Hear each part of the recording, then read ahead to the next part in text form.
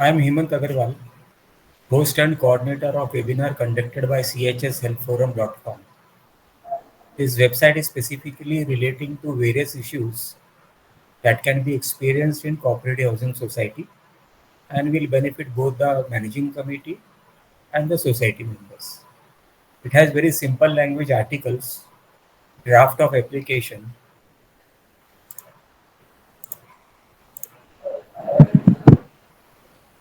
webinar videos, and more shall be added as and when time permits.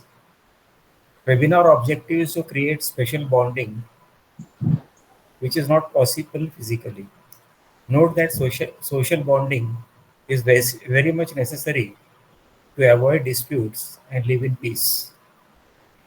We have created a WhatsApp group only for housing society matters. Anybody wishing to join may send me a private WhatsApp message on 9820 174 108.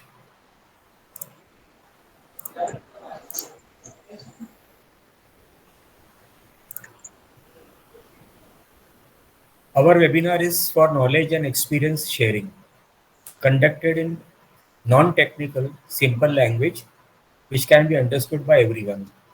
As far as possible, speaker will not speak technical और legal language. ये हमारा format है हमारे webinar का. ये really simple language में हमको बोलना है और आपको भी. Please mute yourself. Please mute yourself.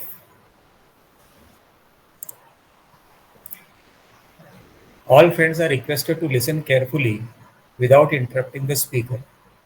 Questions will be answered first after concluding of today's topic, and questions only related to today's topic will be taken up and other questions will be ignored.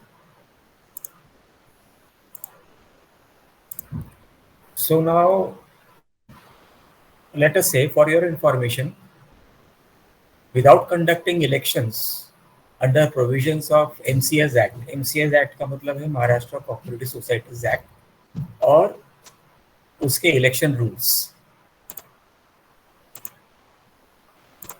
So there are MCS Act separately and there are election rules separately.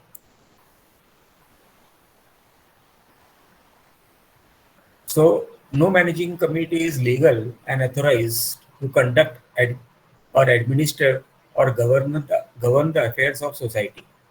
If managing committee is not elected and is still on MC seats, then the entire MC, managing committee को हमने short form में दिया हुआ है, उसको MC बोल रहे हैं ताकि समझने में और भी आसानी हो जाए.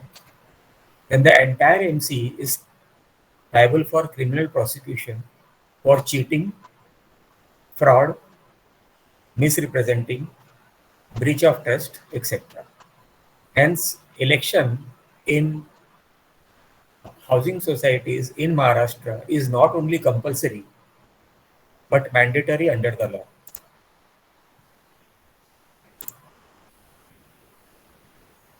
जो सबसे पहला MCS एक्ट है 1960 का है. MCS रूल्स है 1961 का है. उसके बाद में MCS रूल्स और एक्ट कई बार मॉडिफाई हुए हैं, एमेंड हुए हैं, और 2014 में 2014 में ओरिजिनल इलेक्शन रूल्स घोषित किए गए. That is called as principal election rules of 2014. उसके बाद में एमेंडेड इलेक्शन रूल्स घोषित किए गए 2019 में for E type societies. E type societies का मतलब जिसमें अप टू 250 मेंबर्स है, उनको ई टाइप सोसाइटी बोला जाता है. जो कोऑप्शन लॉज हैं, it can be done via MCS act that was amended in July 2019. It came into force in July 2019. उसके बाद में एक और कोऑप्शन रूल्स घोषित किया गया, वो था 17 फरवरी 2022, मतलब लगभग 1.5 महीने पहले. That was for 250 plus member societies. मतलब जो सोसाइटी 250 मेंबर की ऊपर की है उसमें कोऑप्शन रूल्स क्या होना चाहिए उसका रूल्स घोषित किया गया 17 फरवरी 2022 को। There are no cooption rules for less than 250 member society. जैसे 250 मेंबर के ऊपर का एक ऑप्शन रूल घोषित किया, वैसे 250 के नीचे की मेंबर की सोसाइटी को इलेक्शन रूल घोषित नहीं किया हुआ।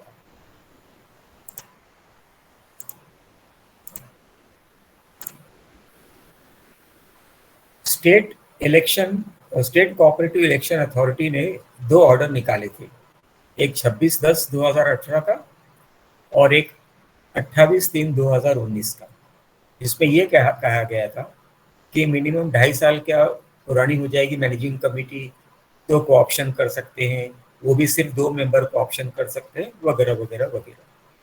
लेकिन अब वो जो ऑर्डर था, it has no force of law, it has no legal force of law.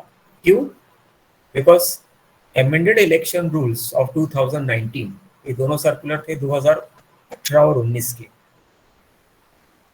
लेकिन एमेंडेड इलेक्शन रूल्स उसके बाद में आए हुए हैं, जो नोटिफाई हुआ 6 अप्रैल 2021 को for E type society, that is less than 250 member society. तो ये इंपॉर्टेंट चीज़ें हैं जो ऑप्शन रिलेटेड सारी चीज़ें को अम्ब्रेला की तरह कवर करता है। अब मुद्दे की बात, मेजॉरिटी CHS मतलब cooperative housing society, majority members are not interested in contesting elections. जैसे हमने अपने देखा सोसाइटी में कि अगर इलेक्शन घोषित होते हैं तो सब एक्साइटेड तो हो जाते हैं, लेकिन उसके अंदर से मुश्किल से 10% या 15% लोग ही नॉमिनेशन फॉर्म भरते हैं जिनको इंटरेस्ट होगा इलेक्शन लड़ने में। अब वो क्यों नहीं लड़ते? तो उनको शर्म आती है, या तो उनको किसी चीज़ का डर है, या तो उनकी कोई पॉपुलैरिटी नहीं है, या तो उनको ऐसा लगता है कि भाई हम इलेक्शन हार जाएंगे। ठीक है, कई लोग ऐसे भी होते हैं, कुछ लोग इलेक्शन लड़ते हैं, ज्वाइन करते हैं, लेकिन ये भी इतिहास गवाह है कि 2-4 महीने में वो फेड अप हो जाते हैं और मैनेजिंग कमेटी छोड़ देते हैं। बहुत ज़्यादा प्रेशर आ रहा है, मेंबर परेशान कर रहे हैं, मैनेजिंग कमेटी में टेढ़ा मेढ़ा काम हो रहा है, लोग नहीं सुनते हैं, उनकी महत्वाकांक्षा, उनके एम्बिशंस, उनके इरादे फेल हो जाते हैं, वगैरह वगैरह वगैरह।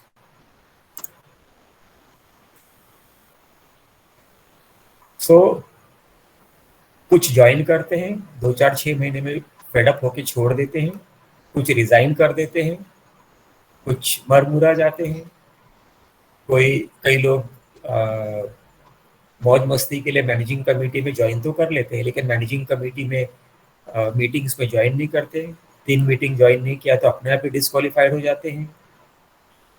कई मेंबर ऐसे भी होते हैं एरोगेंट और एग्रेसिव मेंबर, जो अरेस्टेड भी हो जाते हैं, जेल्ड भी हो जाते हैं, और इसी कारण वो MC की meeting 3 meeting non stop attend नहीं कर पाते हैं और डिस्क्वालीफाई हो जाते हैं।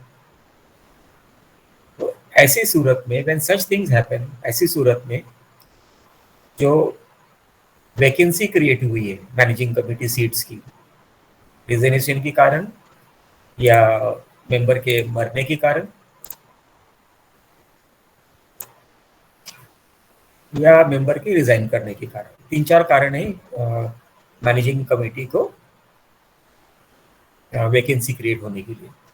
मैं रिपीट कर देता हूँ, managing committee option is possible only when somebody resigns, somebody dies, somebody gets disqualified, or somebody may get debarred under section 76 or 70, under section 75 or 76, or under 82 और अंडर 88।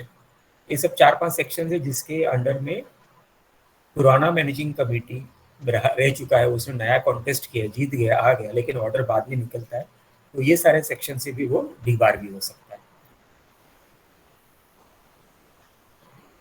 सो ऐसे सब जब चीज़ें होती हैं और ये वैकेंट MC सीट्स हो जाते हैं, तो they are called as casual vacancies which can be filled up by co-opting other interested members.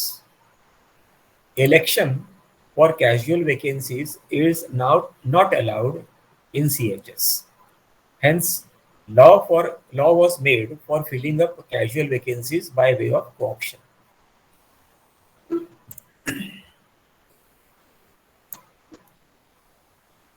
Society में एक बार इलेक्शन हो गया तो जब तक वो टोटल कमेटी डिसॉल्व नहीं हो जाती या डिबार नहीं हो जाता है या नेक्स्ट इलेक्शन नहीं होता है, तब तक बीच में कोई भी इलेक्शन नहीं हो सकता। इसीलिए जो कैजुअल वैकेंसीज होती है उसके लिए इलेक्शंस नहीं किए जा पाएंगे। इसीलिए कानून में ये प्रोविजन किया गया, प्रावधान किया गया कि भाई कैजुअल वैकेंसीज को भरने के लिए को ऑप्शन प्रोसीजर्स करा जाए। Strategically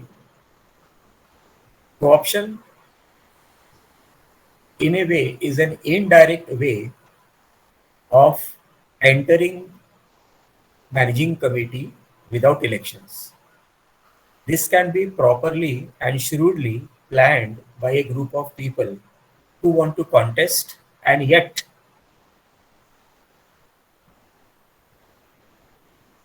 they find it short to make up a team.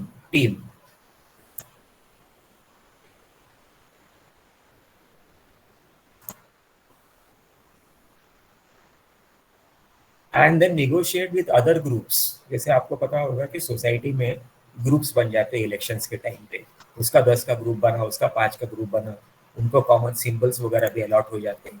ये कई चीजें हैं जो सोसाइटी में होती है।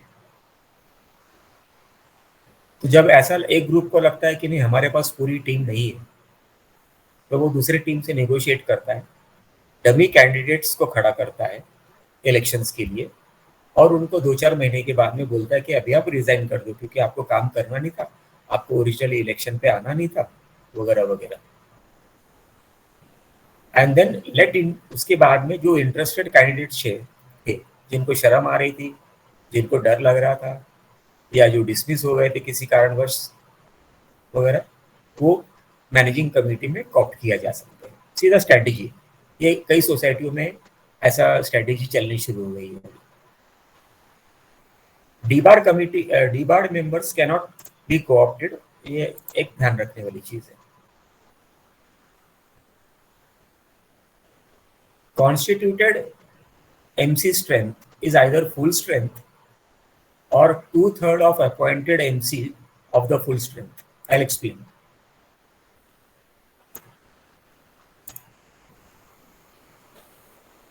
MC quorum is 51% or rounded off to the next number of the appointed strength of MC. This 50% is rounded off to the next number. जैसे मानो आपका MC स्ट्रेंथ होता है मानो 9, तो उसका आधा हो गया, 51% हो गया 4.5, तो उसको नेक्स्ट राउंड ऑफ करके 5 की आपकी मैनेजिंग कमेटी का कोरम बनता है।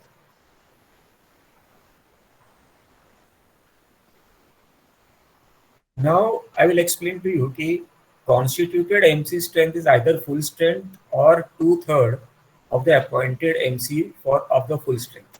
मानो आपके बायलॉज में ये लिखा है कि आपकी सोसाइटी में 19 मैनेजिंग कमेटी का मेंबर का स्ट्रेंथ प्रिस्क्राइब है, या तो 19 मैनेजिंग कमेटी का मेंबर बने या तो किसी कारणवश पूरे लोग नहीं आ पाते, मानो 15 लोग ही आते हैं, तो 15 लोगों का 2/3,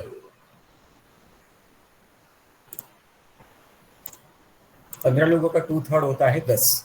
तो ये आपकी मैनेजिंग कमेटी का अपॉइंटेड स्ट्रेंथ होगा, not elected strength but appointed strength होगा। Next, for up to 250 member society, that is E type societies, option can be done in house without any reference to DR office. DR मतलब deputy registrar office. Without any reference का मतलब उनका permission लेने की आवश्यकता नहीं है। Up to the number of casual vacancies, मतलब आपकी अगर कैजुअल वैकेंसीज आपके 2 हुई है या 4 हुई है, तो आप अपने ए टाइप के सोसाइटी में, मतलब आप 250 मेंबर के सोसाइटी में आप 4 मेंबर को कैजुअल वैकेंसी में आप ले सकते हैं। इसमें भी एक छोटा पैरामीटर मैं आपको एक्सप्लेन करता हूँ। Option proceeding can be done as many number of times as required. आप जितनी बार भी चाहो 5 साल की पीरियड में आप ऑप्शन प्रोसीडिंग्स कर सकते हो। देयर इज नो रिस्ट्रिक्शन, कानून में अभी तक इसका कोई रिस्ट्रिक्शंस लिख कर नहीं आया हुआ। Law does not prohibit number of cooption proceedings subject to not exceeding total strength of appointed MC member. Appointed का एमसी मेंबर का मैंने आपको बताया उसका मतलब क्या होता है।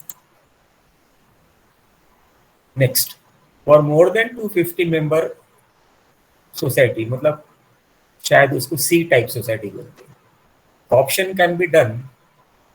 जैसे ई टाइप सोसाइटी में 250 मेंबर के नीचे के सोसाइटी में कोऑप्शन घर पर ही कर सकते हैं, मतलब सोसाइटी के अंदर ही कर सकते हैं और डिप्यूटी रजिस्ट्रार की परमिशन लेने की आवश्यकता नहीं। लेकिन 250 मेंबर के ऊपर की सोसाइटी है तो option can be done only in the presence of authorised officer after taking proper authorised officer को हम लोग बोलते हैं AO appointment order from DR office. इसके लिए आपको उनको इन्फॉर्म करना है कि सर हमारे यहाँ पे 4 वैकेंसी है, आप अपना अथोराइज्ड ऑफिसर डिप्यूट करो।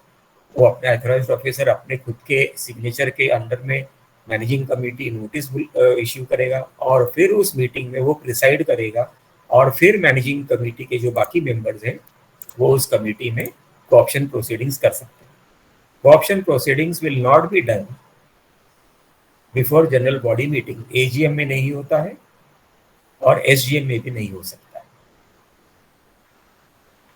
So vacancies will have to be informed to deputy registrar before option proceedings can be done. 1/3 member of constituted MC strength. 1/3 member of constituted MC strength can be co-opted as and when required repeatedly anytime during MC tenure of 5 years. मानो आपका managing committee गठित हुई जनवरी 2022 को 2022 को, 2 महीने के बाद में 4 वैकेंसी हो गई तो आप ऑप्शन प्रोसीडिंग शुरू कर सकते हो।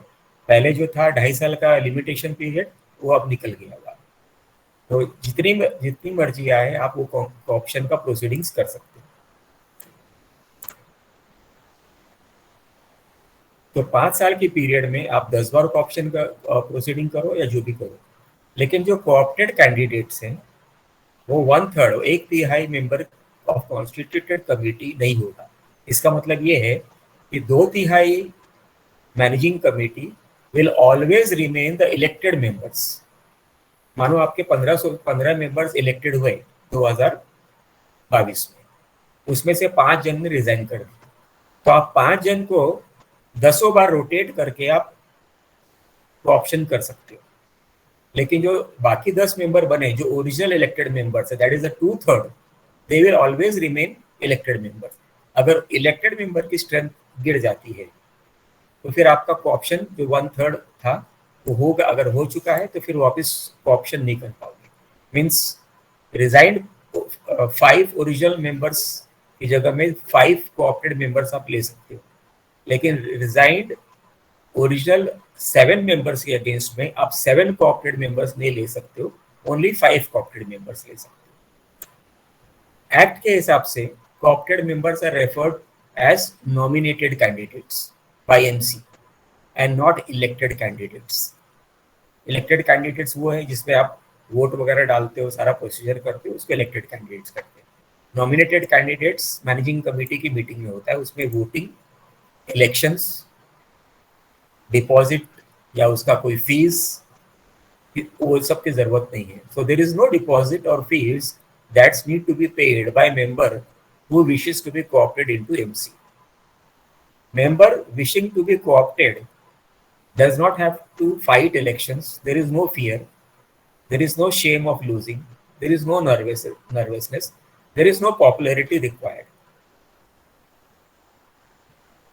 अभी एक टेक्निकल चीज है यहाँ पे, ये तो ऑप्शन का प्रोसीडिंग्स 250 मेंबर के ऊपर के सोसाइटी का बता दिया, तो लेकिन वो था सिर्फ कैजुअल वैकेंसीज के लिए। अब आते हैं वैकेंट सीट्स के लिए। आपकी सोसाइटी का टोटल स्ट्रेंथ होना चाहिए था 19 मेंबर, लेकिन आपके सोसाइटी में इलेक्टेड स्ट्रेंथ हुए 15 मेंबर्स। अब बाकी के 4 वो वैकेंट सीट बने रहेंगे। लेकिन इलेक्शन रूल में अभी तक इसका वर्णन नहीं किया गया है कि ये वैकेंट सीट्स भी कोऑप्शन के माध्यम से आप फिल कर सकते हो या निकल सकते हो। कैजुअल वैकेंसीज का दिया हुआ है, that is no doubt, but there is no provision for vacant seats. तो मेरा व्यू ऐसा है कि there is no illegality to fill up such vacant seats also by way of co-option. Co-option is possible for vacant seats under section 154B19 subsection 4 as applicable from July 2019 onwards. Co-option proceedings can be conducted up to the strength of appointed MC strength. This does not mean that co-option can be done for entire MC strength. मैंने आपको पहले बताया elected strength कितना होता है, appointed strength कितना है, को-ऑप्शन कितना कर सकते हैं, एक्सप्लेन कर दूंगा। If existing member has resigned और इज डिबार्ड और इज एक्सपायर्ड और इज डिसमिस्ड और disqualified continuously for not attending 3 MC meetings, then vacancies arise हो जाती है। If there are available vacant seats in a newly constituted MC, then co-option proceedings can be done in the next MC meeting chaired by CM. But this criteria is available for less than 250 member society and for more than 250 member society. इसके दोनों कानून अलग अलग हैं। Co-option for vacant seats can be done from the same category, from same category candidates. उदाहरण के तौर पे रिजर्व्ड कैटेगरी में अगर वुमेन सीट्स है तो ऑप्शन जब करोगे तो वो रिजर्व्ड कैटेगरी वुमेन सीट्स के लिए और कोई भी जनरल कैटेगरी अप्लाई नहीं कर पाएगा, SC ST कैटेगरी भी अप्लाई नहीं कर पाएगा। तो वुमेन रिजर्व्ड सीट्स कैटेगरी का vacant seat, casual vacant seat जो है वो सिर्फ और सिर्फ वुमेन कैटेगरी के लोगों से ही कॉप्ट किया जा पाएगा, otherwise that seat will remain vacant. Option for general category seats can be done only by general applicants. Option for SC, ST, VJ reserved category seats can be done only by SC, ST, VJ applicants. If reserved category applicants are not available, then other category applicants cannot fill seats for reserved category. If any category applicants are not available, then such seats will remain empty till such category applicants come forward or are available.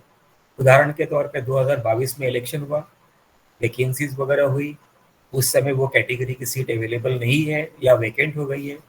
2023 में नए membership applications आते हैं और वो इस category का आ जाता है और वो अप्लाई करता है, तो तब आप उसको ऑप्शन कर सकते हैं।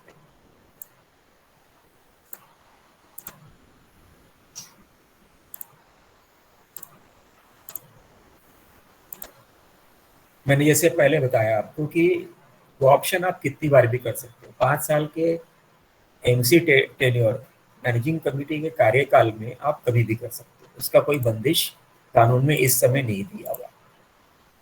आपको पता है कानून बदली होता रहता है, लेकिन आज जो कानून की पुस्तक है, किताब है, लॉ की बुक है, उसमें ये नहीं दिया हुआ। तो you can do as many number of times as possible subject to category of those casual vacancy seats. Option proceedings can be done only by managing committee in a duly called managing committee meeting. लेकिन जब ये option proceedings होगा तब managing committee का minimum quorum होना compulsory है।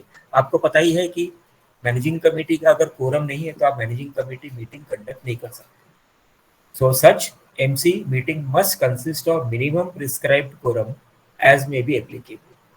If MC does not have quorum on managing committee meeting date, then co-option proceedings cannot be conducted. जो co-opted candidate होगा उसका टेन्योर, उसका टर्म, उसका कार्यकाल भी एग्जिस्टिंग, आज के दिन का एग्जिस्टिंग मैनेजिंग कमेटी के बराबर ही होगा। मतलब अगर मैनेजिंग कमेटी 2022 में इलेक्ट हुई है और उसका टर्म खत्म होता है 2022 प्लस 2027 में, तो कॉप्टेड कैंडिडेट जो है वो 2027 तक कंटिन्यू करता रहेगा। अभी एक मजेदार चीज ऐसी है कि जिस मैनेजिंग कमेटी का टर्म खत्म हो गया हुआ है, बीच में ऐसा हुआ है कि टर्म खत्म हो गया है लेकिन वो कंटिन्यू करे जा रहे हैं, लेकिन जिस मैनेजिंग कमेटी का टर्म खत्म हो गया है वो कोऑप्शन प्रोसीडिंग्स नहीं कंडक्ट कर सकता, that will be illegal. They are sort of classified as caretaker committee till next committee comes in and proper handover charge is done। अभी एक प्रश्न ऐसा उठता है कि ऑप्शन प्रोसीडिंग्स एजीएम यानी एनुअल जनरल बॉडी मीटिंग या SGM special general body meeting में कर सकते हैं या नहीं कर सकते? तो क्यों नहीं कर सकते या कर सकते हैं बताया। जनरल बॉडी मीटिंग में ऑप्शन नहीं हो सकता। क्यों नहीं हो सकता है कि ऑप्शन का जो प्रोसीडिंग्स है it is classified as an administrative and governance function under section 73(1) read with section 154(b) bracket 9 further read with section 2 bracket 20।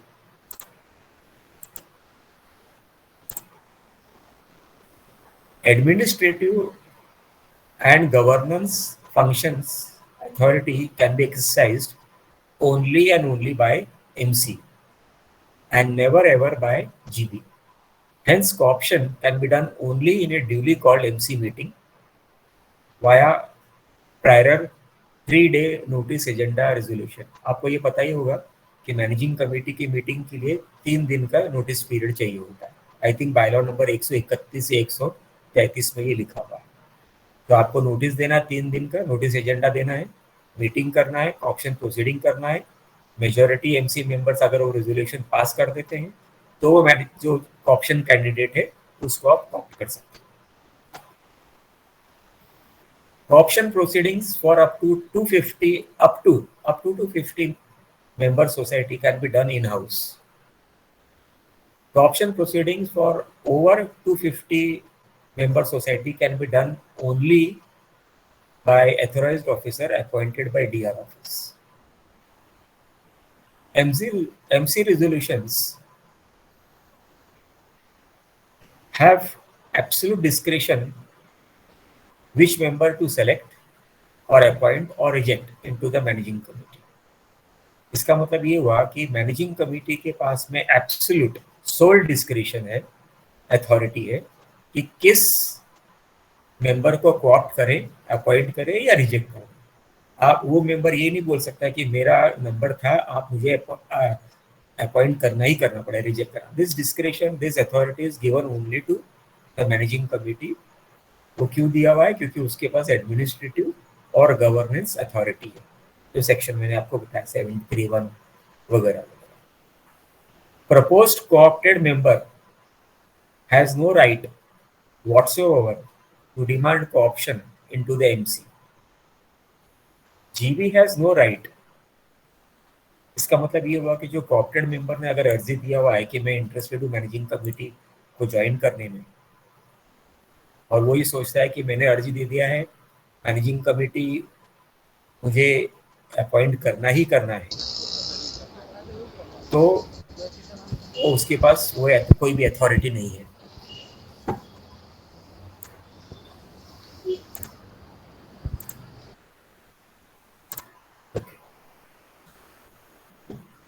मतलब उसके पास कोई राइट नहीं है ये बोल के कि मुझे आपको कोऑप्ट करना ही करना है। तो मैनेजिंग कमेटी के ऊपर है कि आपको कोऑप्ट करे या नहीं करे। मैनेजिंग कमेटी को उसका चेहरा, उसका आदत वगैरह वगैरह पसंद है तो वो कोऑप्ट करेगी, क्योंकि डिस्क्रिप्शन दिया हुआ है उसको, मन मर्जी का अधिकार दिया हुआ है managing committee. GB, general body has no right whatsoever to demand or dictate terms to managing committee as to who to co-opt or not to co-opt। इसका मतलब ये हुआ कि जनरल बॉडी एजीएम में, एसजीएम में ये बोल ही नहीं सकती, उसके पास अधिकार ही नहीं है कि आप किसको co-opt करो या किसको नहीं co-opt करो। जैसे मैंने पहले बताया कि co-option एजीएम या एसजीएम में अलाउड नहीं है, वो सिर्फ और सिर्फ एमसी मीटिंग में allowed. There is no legal action और penalty on MC for accepting or rejecting any or selective co-option application. MC is the sole authority to accept or reject co-option applications.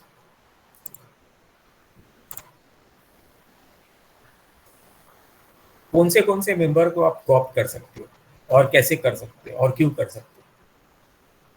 अगर कोई member को Copt होना है तो वो non defaulter होना चाहिए, मतलब वो थक बाकी जिसको कहते हैं, आउटस्टैंडिंग ड्यूज उसका नहीं होना चाहिए। जिस मेंबर को कॉप्ट होना है उसका नाम आई रजिस्टर, जे रजिस्टर या एसोसिएट रजिस्टर में दर्ज होना चाहिए। सिर्फ वही मेंबर कॉप्ट हो सकते हैं। ओनली फर्स्ट इसका मतलब है प्राइमरी मेंबर और उसका एसोसिएट मेंबर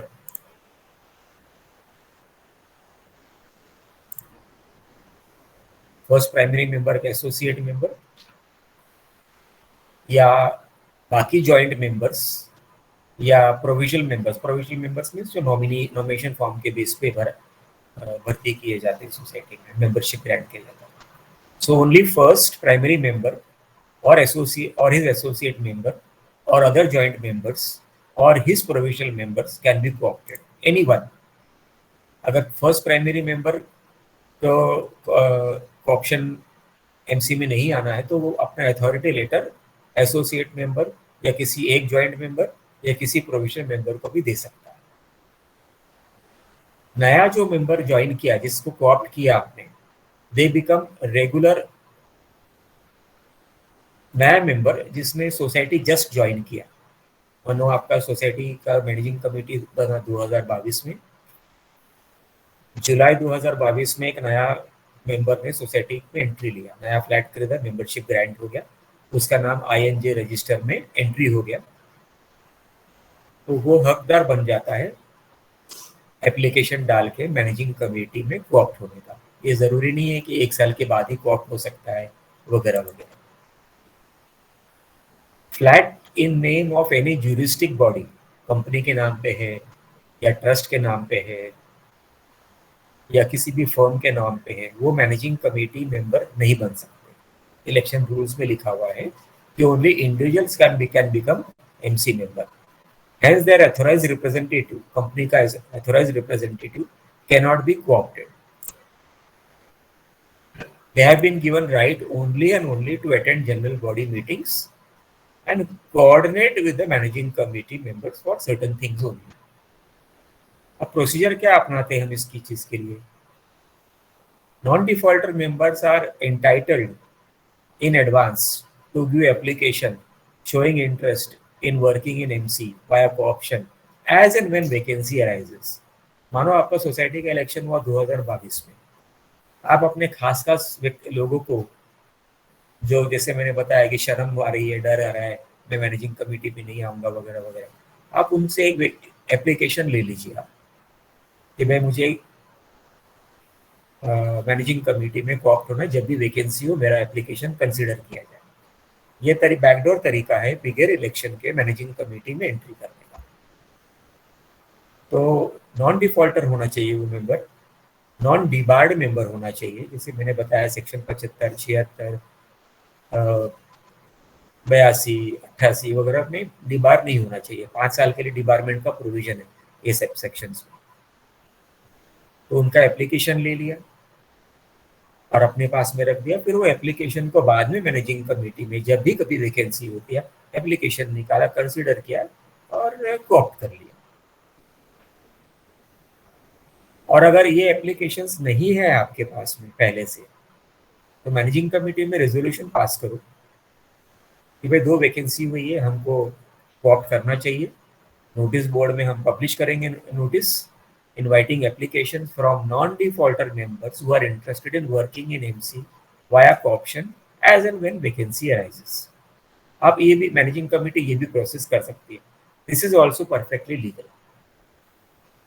क्यों लीगल है? क्योंकि MC is the sole administrative and the governing authority.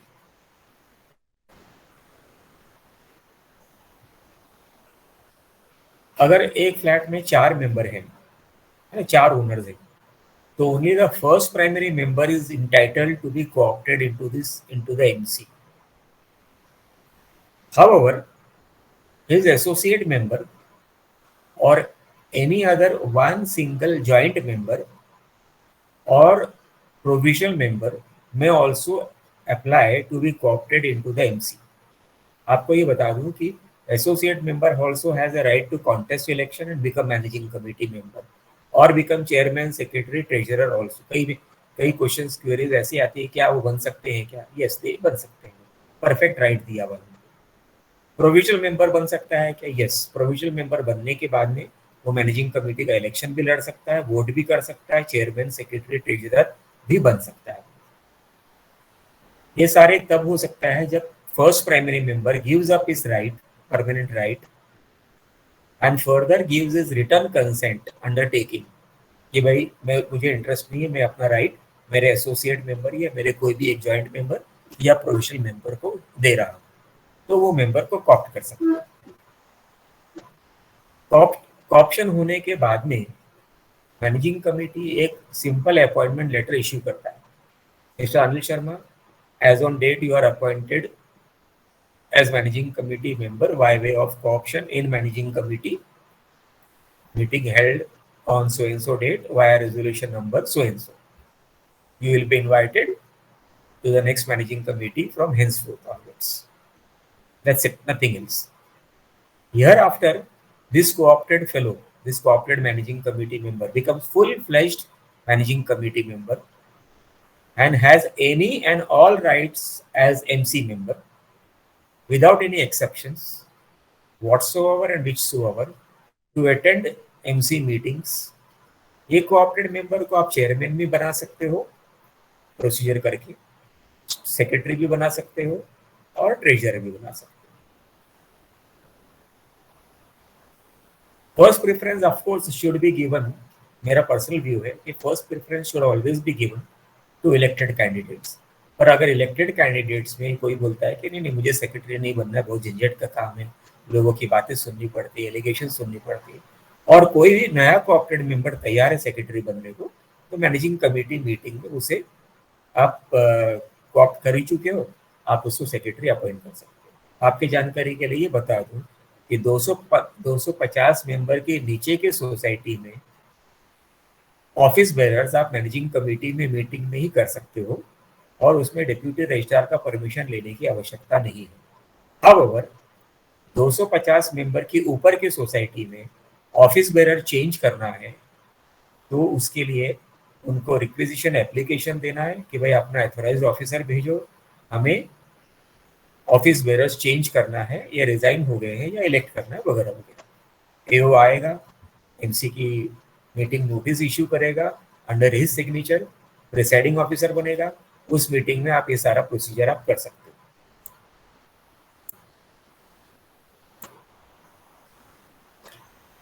Co-opted member can function as MC member, chairman, secretary, treasurer वगैरह वगैरह till the term और tenure of present MC। बाकी जो पीरियड बचा है तब तक वो मैनेजिंग कमेटी मेंबर बना रहेगा। ऐसा नहीं है कि 2022 में आपकी कमेटी आई, 2023 में उसको कोऑप्ट किया तो ये बोलता है कि नहीं मेरा को ऑप्शन तो 5 साल के लिए, तो आपका टर्म खत्म हो गया तो आप हटो, लेकिन मेरा टर्म बाकी रहेगा।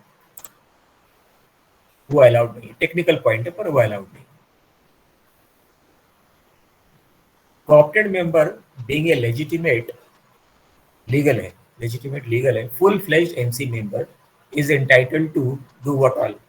He can be appointed as chairman, secretary, treasurer, and can sign any and all documents, banks का ले लो, FDs का ले लो, ये ले लो, वो ले लो, including deemed conveyance documents, redevelopment documents, मतलब जो कोऑप्टेड मेंबर है वो डीम्ड कन्वेंस के डॉक्यूमेंट को भी साइन कर सकता है, रीडेवलपमेंट एग्रीमेंट्स को भी साइन कर सकता है, कोई भी अदर कॉन्ट्रैक्ट्स है, किसी भी एमसी वेंडर्स के साथ में कॉन्ट्रैक्ट है वगैरह वगैरह, वो भी सब कर सकता है, कोई भी डॉक्यूमेंट्स कर सकता है। लेकिन आप ये भी ध्यान रहे कि कोऑप्शन होने के बाद में मैनेजिंग कमेटी में कोई भी deficiency, co-opted member is equally and legally liable for all positive and or negative actions or deficiency or negligence from MC by MC from co-opted date onwards. वो ये बोलेगा कि मैं तो कोऑप्टेड हूँ, मेरा तो रोल इतना ही है, वैसा नहीं। अगर वो एमसी मेंबर बन गया है तो वो फुल फ्लेज्ड एमसी मेंबर गया है, उसके liabilities are as equal to a normal MC member, elected MC member. एक मजेदार चीज की बात बताता हूँ। 2022 में अनिल शर्मा ने कॉन्टेस्ट किया, इलेक्शन जीत गया, एमसी मेंबर बन गया। जून 2022 में उसने रिजाइन कर दिया। दिसंबर 2022 में उसी रिजाइंड एमसी मेंबर को फिर से आप कोऑप्ट कर सकते हैं। So a resigned MC member और a dismissed MC member not debarred can be co-opted back into the managing committee. अब ये सारा प्रोसेस करने के बाद में एक सिंपल चीज है कि डिप्यूटी रजिस्ट्रार को इन्फॉर्म करना जरूरी है। तो एक सिंपल लेटर बनाइए कि सर हमने हमारी आज की मैनेजिंग कमेटी का स्ट्रेंथ फला फला है, 1 से 11 या 1 से 19, जो भी आपका मैनेजिंग कमेटी का स्ट्रेंथ होगा। So after co-option of members, just simply provide a list of latest MC members to DR office for the records or for their website. अगर मैनेजिंग कमेटी के office bearers, chairman, secretary, treasurer change हुए हैं, then cooperative department के website में भी upload करना, changes upload करना जरूरी है। जब आप लिस्ट डीआर को प्रोवाइड करोगे तो आप उसमें क्या दोगे? Serial number, name of member, उसका फ्लैट नंबर और उसका डेजिग्नेशन। सिंपली एक दे दो, इस खाना पूर्ति का काम है, उसके रिकॉर्ड में चला जाएगा। वो रिकॉर्ड में कहाँ जाता है वो सब है, आपको पता है, कोई वैल्यू होती नहीं है उस सब चीजों की।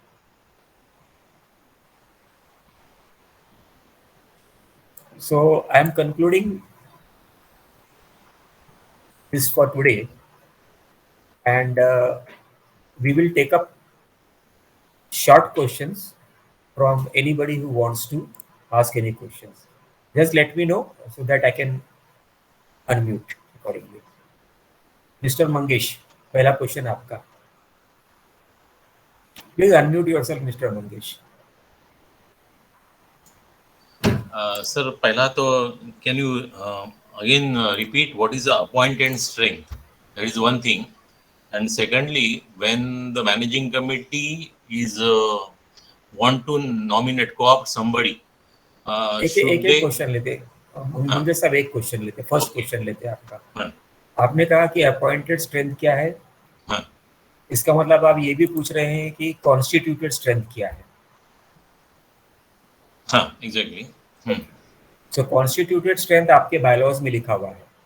एग्जैक्टली। ठीक है, अप टू 1 to 100 का इतना आपका एमसी स्ट्रेंथ होना चाहिए। तो आपका MC strength starts from, let us से, बायलॉज के हिसाब से एम का एमसी स्ट्रेंथ शुरू होता है 11 मेंबर से और अप टू मैक्सिमम 19 मेंबर्स। यह आपका हो गया कॉन्स्टिट्यूटेड स्ट्रेंथ। ठीक है, अब आपके सोसाइटी में मानो 19 मेंबर के एमसी के लिए इलेक्शन हो रहा है। ओके। उसमें से मानो 15 लोगों ने ही नॉमिनेशन भरा या 15 लोग ही चुन के आए, नॉमिनेशन ज्यादा भरा, लास्ट मोमेंट पे विड्रॉ कर लिया या नॉमिनेशन इनवैलिड हो गया वगैरह वगैरह। तो आप बाकी बचे कितना? 15 बचे। ओके। अब ये जो 15 बचे हुए, इनको कॉन्स्टिट्यूटेड मैनेजिंग कमिटी नहीं बोला जाएगा, इनको बोला जाएगा appointed managing committee. Okay. That means elected managing committee. Okay.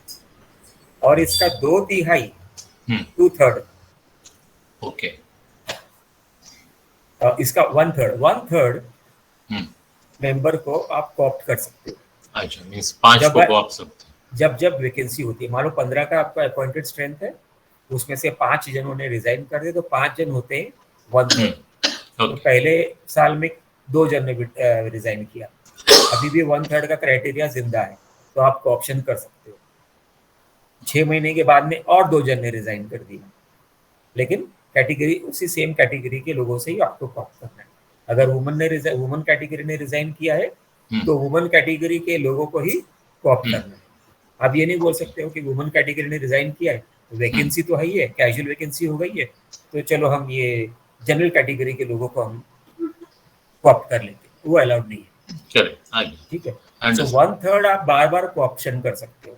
अभी तक कानून में ऐसा नहीं लिखा हुआ है कि सिर्फ एक बार को ऑप्शन कर सकते हो। ओके ठीक है, कानून में अभी सर, तक टेक्निकली ये चीज नहीं लिखी हुई। अभी आपका इतना पूरा हो गया, क्लियर हो गया आपको? yes, yes, correct. ठीक है, next Second question one, please. Jami managing committee is want to co-opt somebody XYZ. Should they declare in their agenda while conveying that 3 days notice?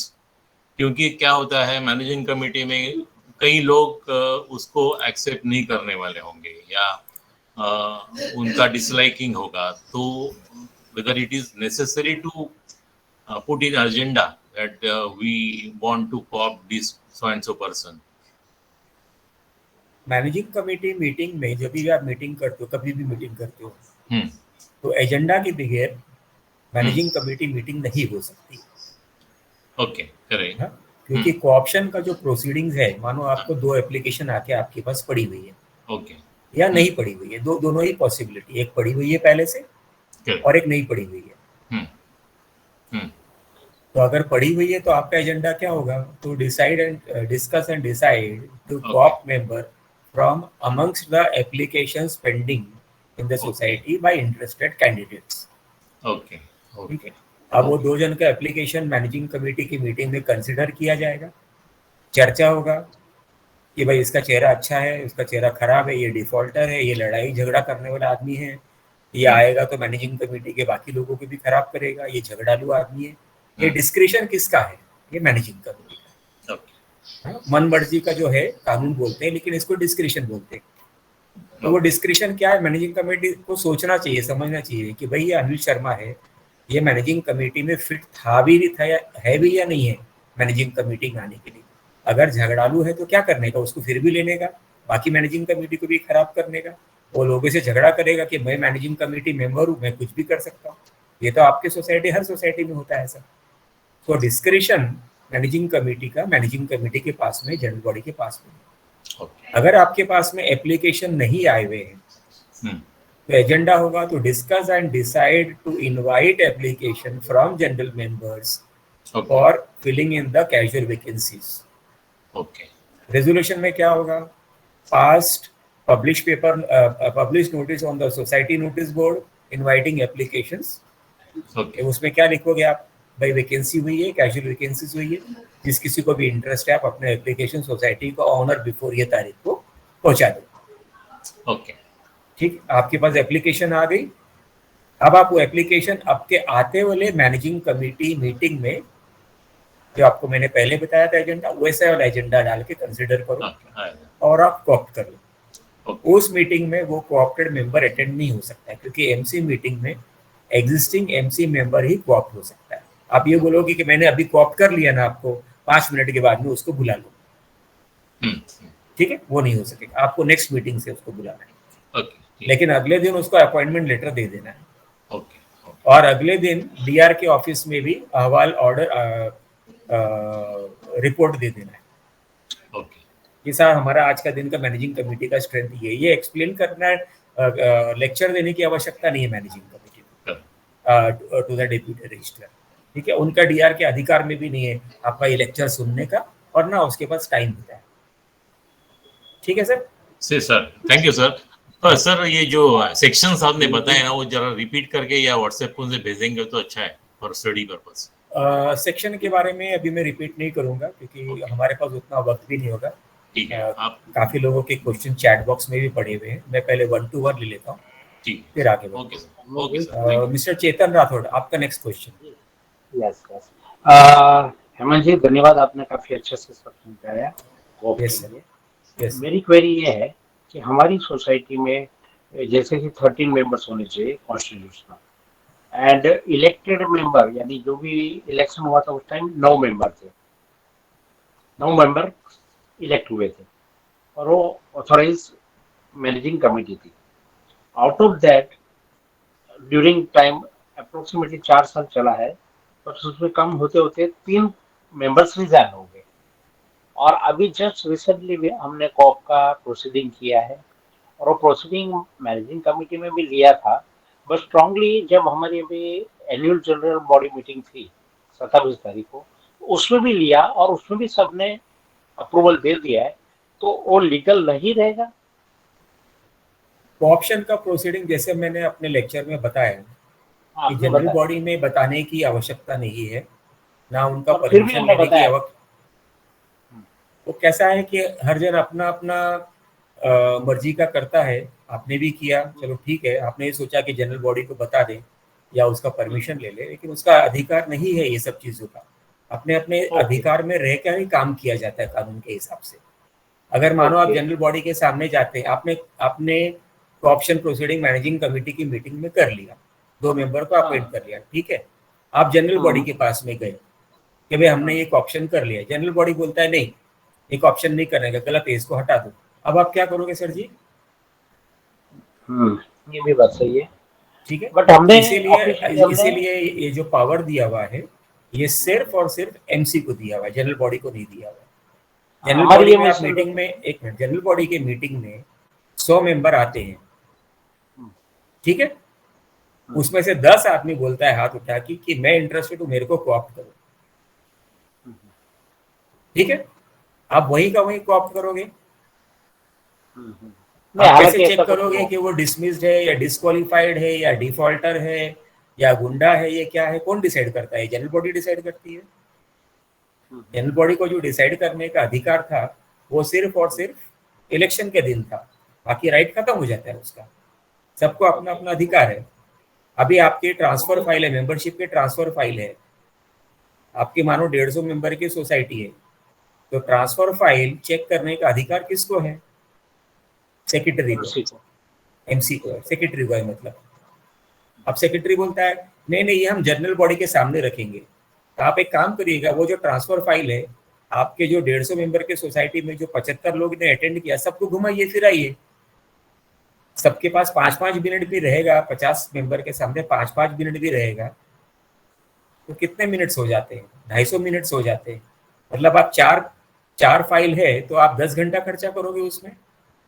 तो जिस चीज का अधिकार जनरल बॉडी के पास में नहीं है और जिस चीज का अधिकार मैनेजिंग कमेटी को दिया हुआ है, तो मैनेजिंग कमेटी को उस चीज का अधिकार एक्सरसाइज करना चाहिए। और अगर वो नहीं करती है तो या तो वो कुर्सी पे से छोड़ दे क्योंकि उसे पता नहीं है, या तो प्रॉपरली एक्सरसाइज करे। करेक्ट। Isn't it sir? ठीक है, आपका और कोई प्रश्न है राठौड़ साहब? नहीं, नहीं, thank you very much sir. Thank you sir. Mister Kapadia, please unmute yourself sir.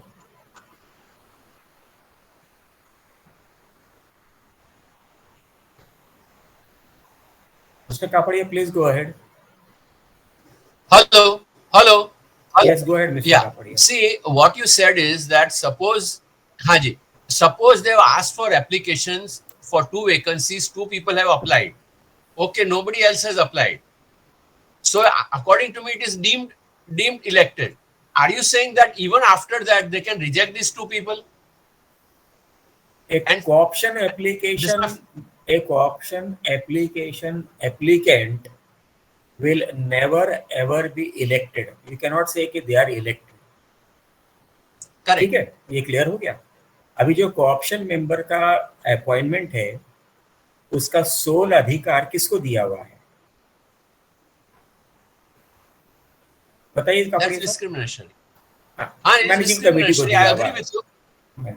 अब उस 2 एप्लीकेशन में मैनेजिंग कमेटी बोलती है कि नहीं भाई, मुझे इसका चेहरा पसंद नहीं है, मैं इसको अपॉइंट नहीं करना चाहता हूँ। और सारे मैनेजिंग कमेटी का वैसे ही रेजोल्यूशन पास होता है, मेजॉरिटी रेजोल्यूशन पास होता है। तो वो मेजॉरिटी रेजोल्यूशन माने रखेगा या आपका सिंगल गुलपट्टी या धमकी या फोर्स कि नहीं नहीं मेरा तो एप्लीकेशन गया, वैकेंसी है, मुझे कॉप्ट करो ही करो। मैनेजिंग कमेटी का रेजोल्यूशन का कोई वेटेज है या नहीं कानून कायदे में? But there is no resolution in the managing committee. That's the best part of it. Do not tell me about personal problems. We are talking of No, I'm not. legal status over General- here right now. If there is no resolution, dissolve the Generality, managing committee and put up a managing committee who does work properly. ठीक है ना sir? Okay. Correct. And secondly, sir, if you had mentioned that a person who does not come for 3 Mr. consecutive Kapadia, you tell meetings me, without you leave tell of me one, absence Mr. is Kapadia, automatically not a. Mr. Kapadia, you tell me one thing. Do Haji, you agree to my point? Haji. If a managing committee is Yes, incompetent or is not working as per the law, ये तो yes, कोई बोल नहीं सकते ना कि मुझे कानून कायदा पता नहीं है तो मैं कैसे भी रन करूंगा, ये तो बोल नहीं सकता है ना कोई भी. correct. तो अगर managing You committee are right. को, You are right. 100% right. तो the managing committee I should agree with remain you on 100. Chair और not remain on chair. Not remain on chair. I 100% agree with you, sir. ठीक है, okay. Take up your next question in short, then we will 100% agree with you, sir. Okay. Sir, एक ही question था. हाँ जी. हाँ, sir. The only thing is, if a person doesn't come for 3 meetings without leave of absence, and then Haji. after 9 months he all of a sudden comes, can that be valid? How And what can is it the be valid punishment when for the- him and the MC who when the allows that? act when the act itself is saying if an MC member does not attend 3 continuous MC meeting, he is disqualified. Now only remains is the formality in MC meeting to take up an agenda and to say कि भाई Anil Sharma 3 MC meeting नहीं आया हुआ, इसके लिए हम उसको disqualify करते हैं, उसको हम MC से निकाल देते हैं और उसका एक नया लिस्ट ऑफ मेंबर डीआर के ऑफिस में सबमिट कर देते हैं. अगर वो फिर से आ जाता है और चेयरमैन उसको अलाउ कर देता है, then that means that the managing committee is incompetent. वो कैसा भी बनिया की दुकान की तरह कामकाज करना Correct. चाहता है. ठीक है sir. Correct. Correct. I agree with you, sir. Okay, Yes, sir. Okay. So next question is by anybody else wants to ask a question? Mr. Matthew, Noah Matthew. Please unmute yourself, sir.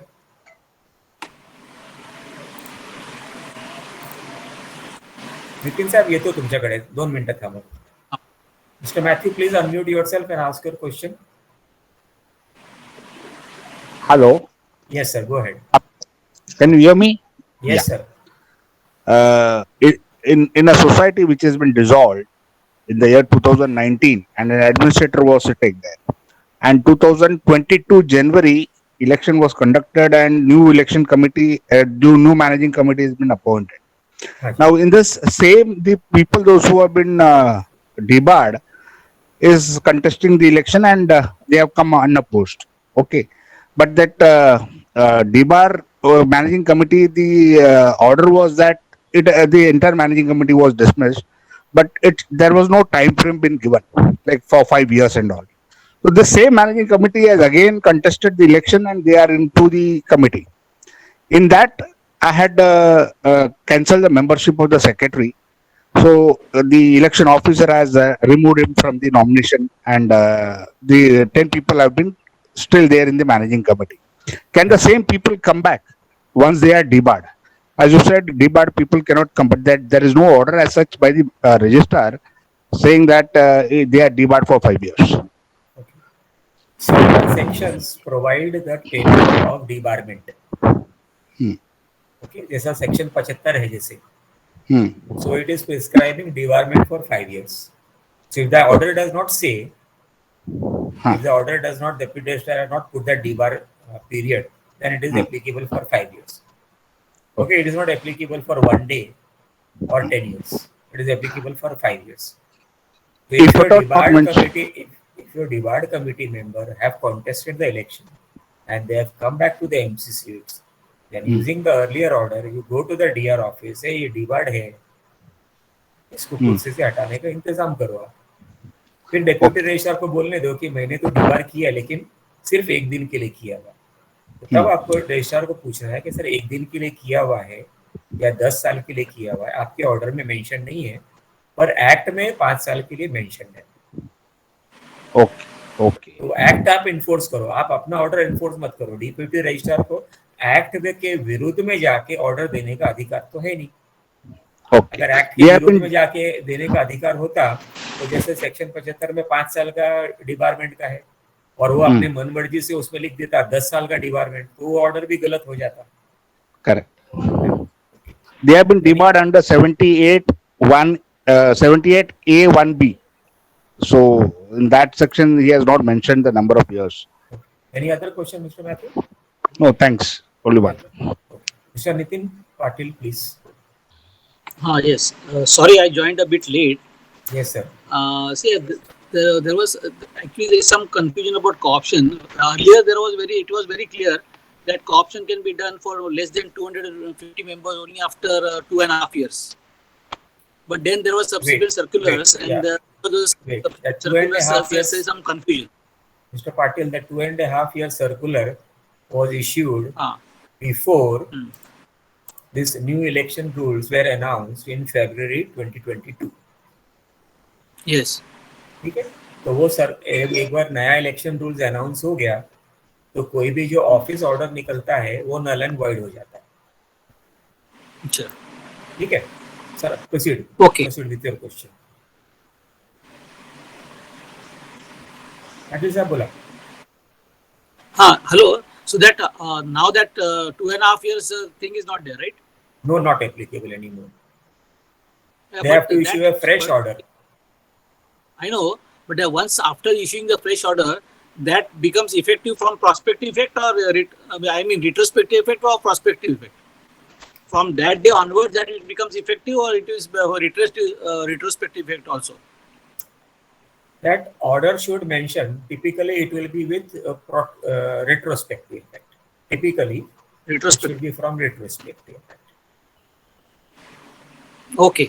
Thanks. But that whatever savings grace clause अगर उसके अंदर दिया हुआ है उसके order में, तो then that will Okay. determine कि वो प्रोस्पेक्टिव होने वाला है या रेट्रोस्पेक्टिव होगा. That will That is not depend. mentioned in the. That is not Yes. mentioned. Mr. Patil, you are aware of that the government does not give specific and clear worded orders. Even the law is not specific and clear worded. So then there leaves a room for interpretation. Interpretation का मतलब आप अपना दिमाग लगाओगे, अनिल शर्मा अपना दिमाग लगाएगा, वो राकेश अपना दिमाग लगाएगा, वगैरह वगैरह वगैरह. पर अगर आप एक्ट के अंदर आप clear cut step by step issue करोगे तो आप उससे हिलना डुलना नहीं है. ठीक है, पर आप वो करते नहीं हो. आपका मतलब है या कानून बनाने वाले लोग. तो इसीलिए ये डिस्प्यूट जागते हैं हाउसिंग सोसाइटीज में. हम इतने डिस्प्यूट देखते रहते हैं. आपकी जानकारी में ये सब सारी चीजें. Okay. Okay, I can understand. Thank you. thank you, sir. Anybody else wants to ask any question? Good evening. Good evening, ma'am. बोलिए. It has been really wonderful to know so many things, but one query that comes to my mind is Before that that, is it possible for you to switch on your video? video Yeah. camera. You mean the yeah. Hello. Yeah, because people should know that you are an advocate and you have already appeared and helped them earlier also. Okay, thank you, sir. So the thing is, if the managing committee has kept under observation a local welfare committee member's good deeds for past more than 5 years and has taken a discretionary decision to co-opt that member by making some idle members or inactive members or any vacancy that is created. So in that case, even if the deserving member who has worked well as a local committee member does not make an application that please co-opt me in the next elections, so is it all discretionary for the managing committee to pick up a good candidate from the local cooperative housing society and declare ki yes, we are co-opting so and so in place of the vacancy that has arisen due to resignation or sale of flat or death or any circumstances? Okay. Ma'am कैसा है कि contract act में एक provision है privity of contract करके. जी. फिर विकारियस liability का भी प्रोविजन है आईपीसी में. यस. वगैरह वगैरह में भी. और फिर और भी प्रोविजंस है. बट कैसा है कि अगर आपके पास एप्लीकेशन मौजूद नहीं है कोऑप्शन का, हाँ जी, तो आप उस मेंबर को कोऑप्ट कर लेते हो. हाँ. और 6 महीने के बाद में वो मन मर्जी वाला मेंबर बोलता है कि मैंने तो आपको अर्जी दिया नहीं था.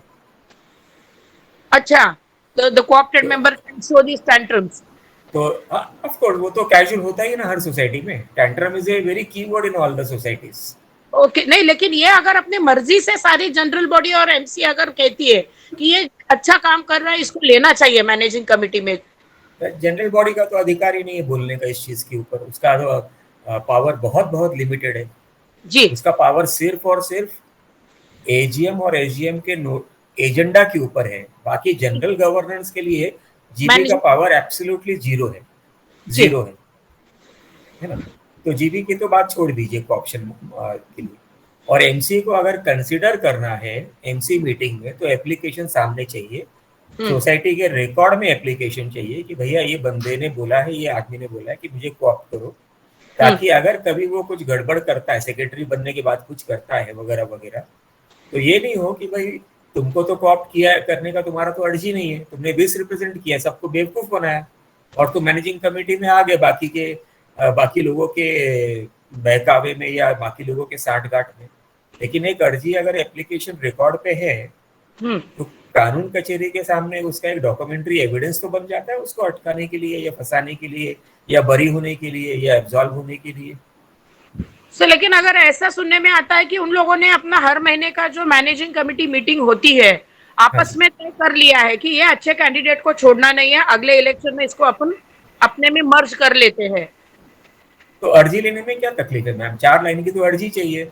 आई wish to be co-opted as and when vacancy arises. बात खत्म. I am not a defaulter. Okay.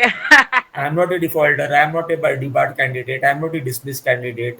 I have not a criminal. I have got no criminal background. वगैरह वगैरह.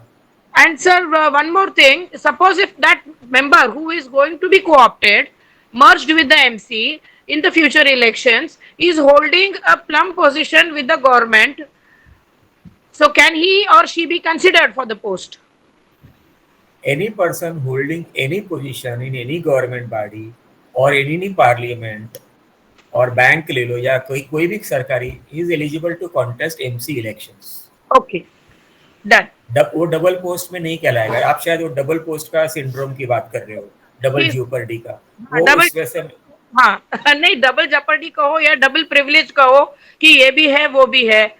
But I am not saying कि 2 societies में post है, लेकिन उसकी एक पर्सनल आइडेंटिटी एक अलग है जो गवर्नमेंट से है. बट अलग कानून में ऐसा कोई बंदिश नहीं है कि अनिल शर्मा 20 सोसाइटी में मेंबर है, 20 अलग अलग सोसाइटी में मेंबर है, starting from Virar to Churchgate. जी अभी तक कानून में ऐसा कुछ भी नहीं है या नहीं दिया हुआ है कि वो अनिल शर्मा 20 सोसाइटी में 20 जगह चेयरमैन की पोस्ट होल्ड नहीं कर सकता है.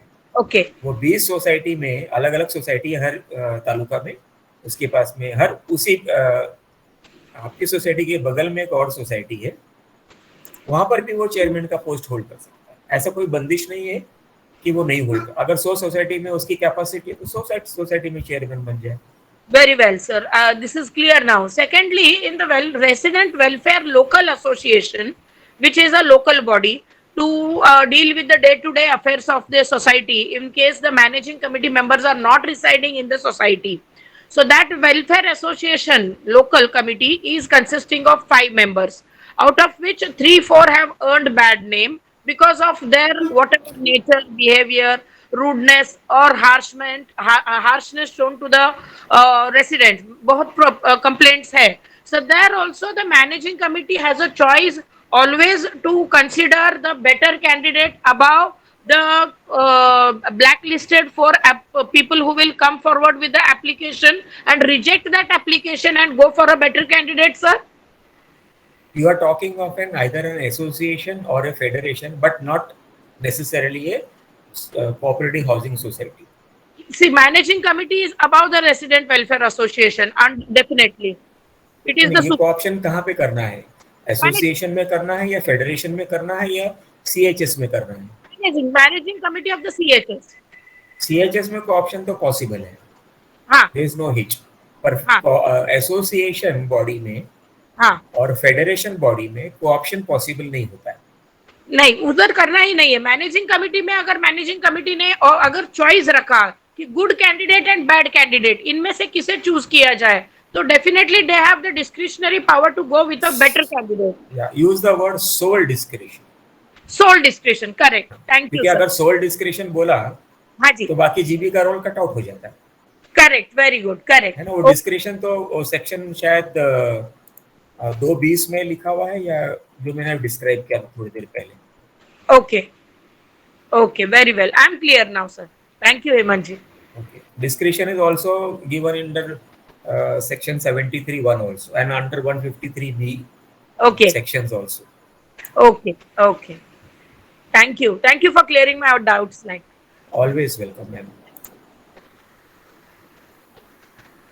Okay. Any other person has any questions? Good evening, sir. This is Rajesh Bhavsar from Bombay. Mr. Rajesh, please go ahead. Mr. Sir, Paresh ऐसा Shah था will कि come back to you. Mr. Paresh Shah will come back oblige to you. Oblige sir. Yes, sir sir. Rajesh Bhavsar Bombay. Sir मेरी society में 74 member है। Society को मैंने fraud के subject में सुपरसीड किया था।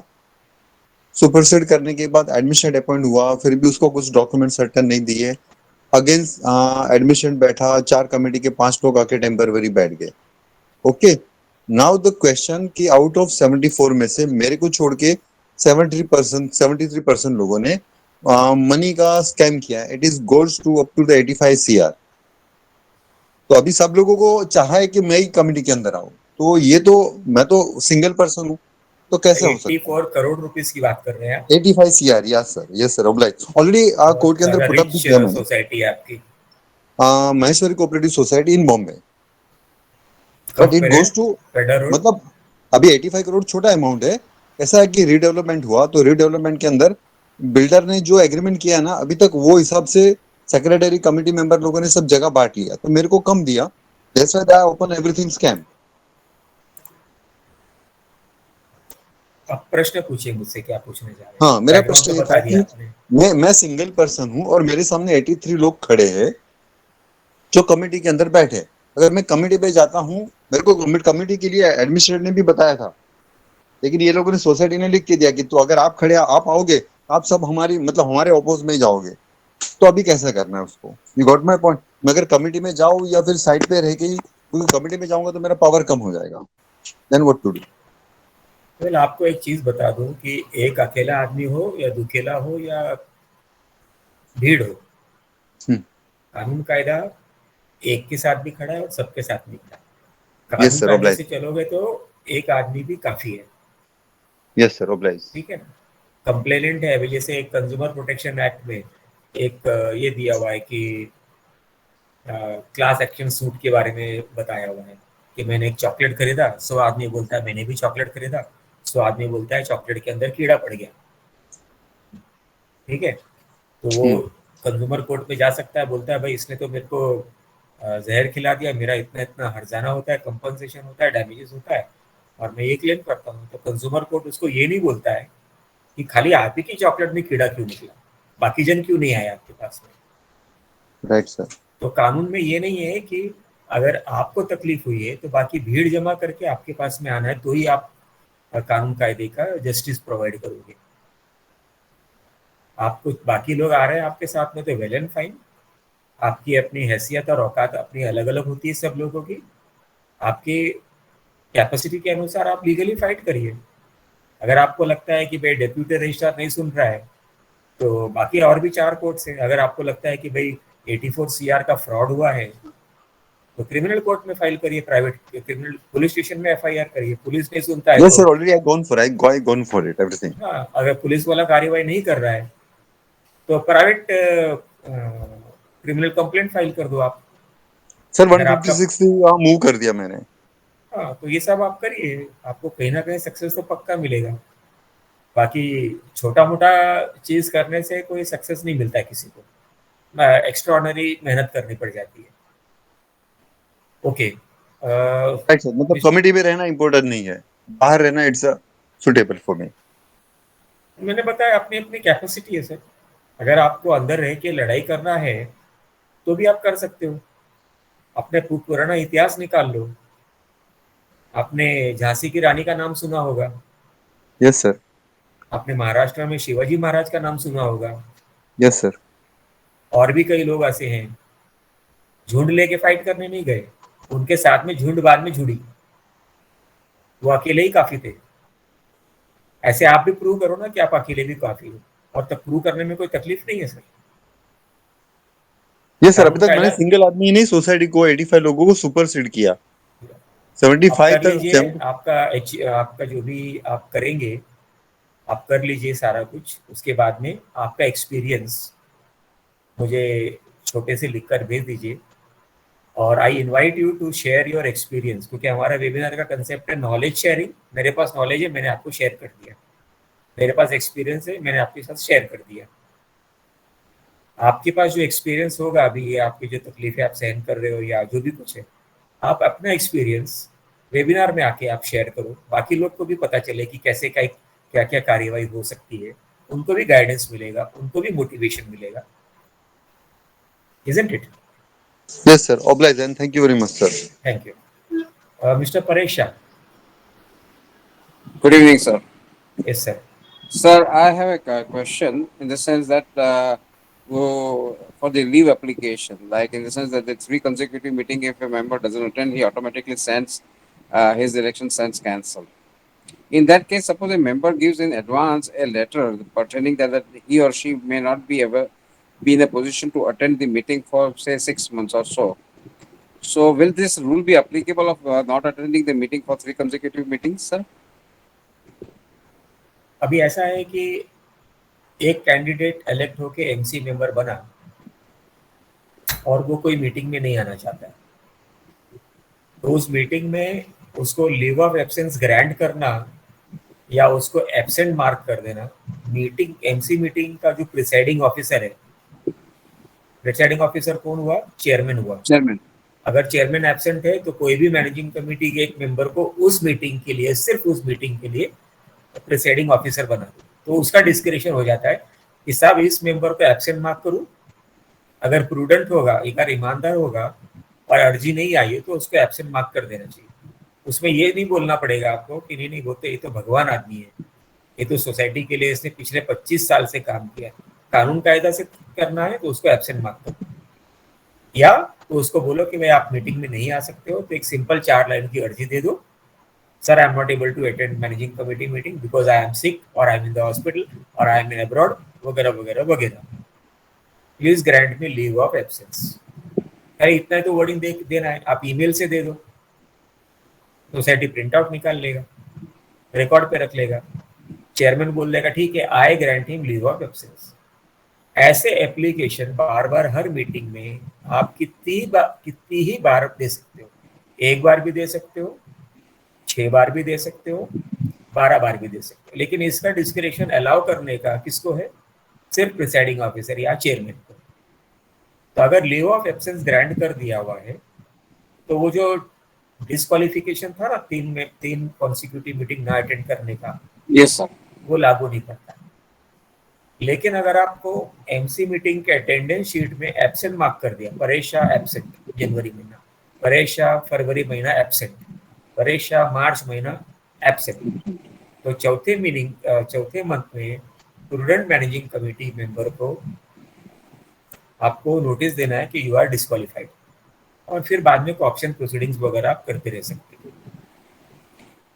सर ये हो गई सर क्या बोलते तो अपनी नॉर्मल कोर्स के अंदर में, जहाँ पर भी बहुत दफे क्या बोलते हैं मैनिपुलेशन चलता है सर, आपको तो पता है।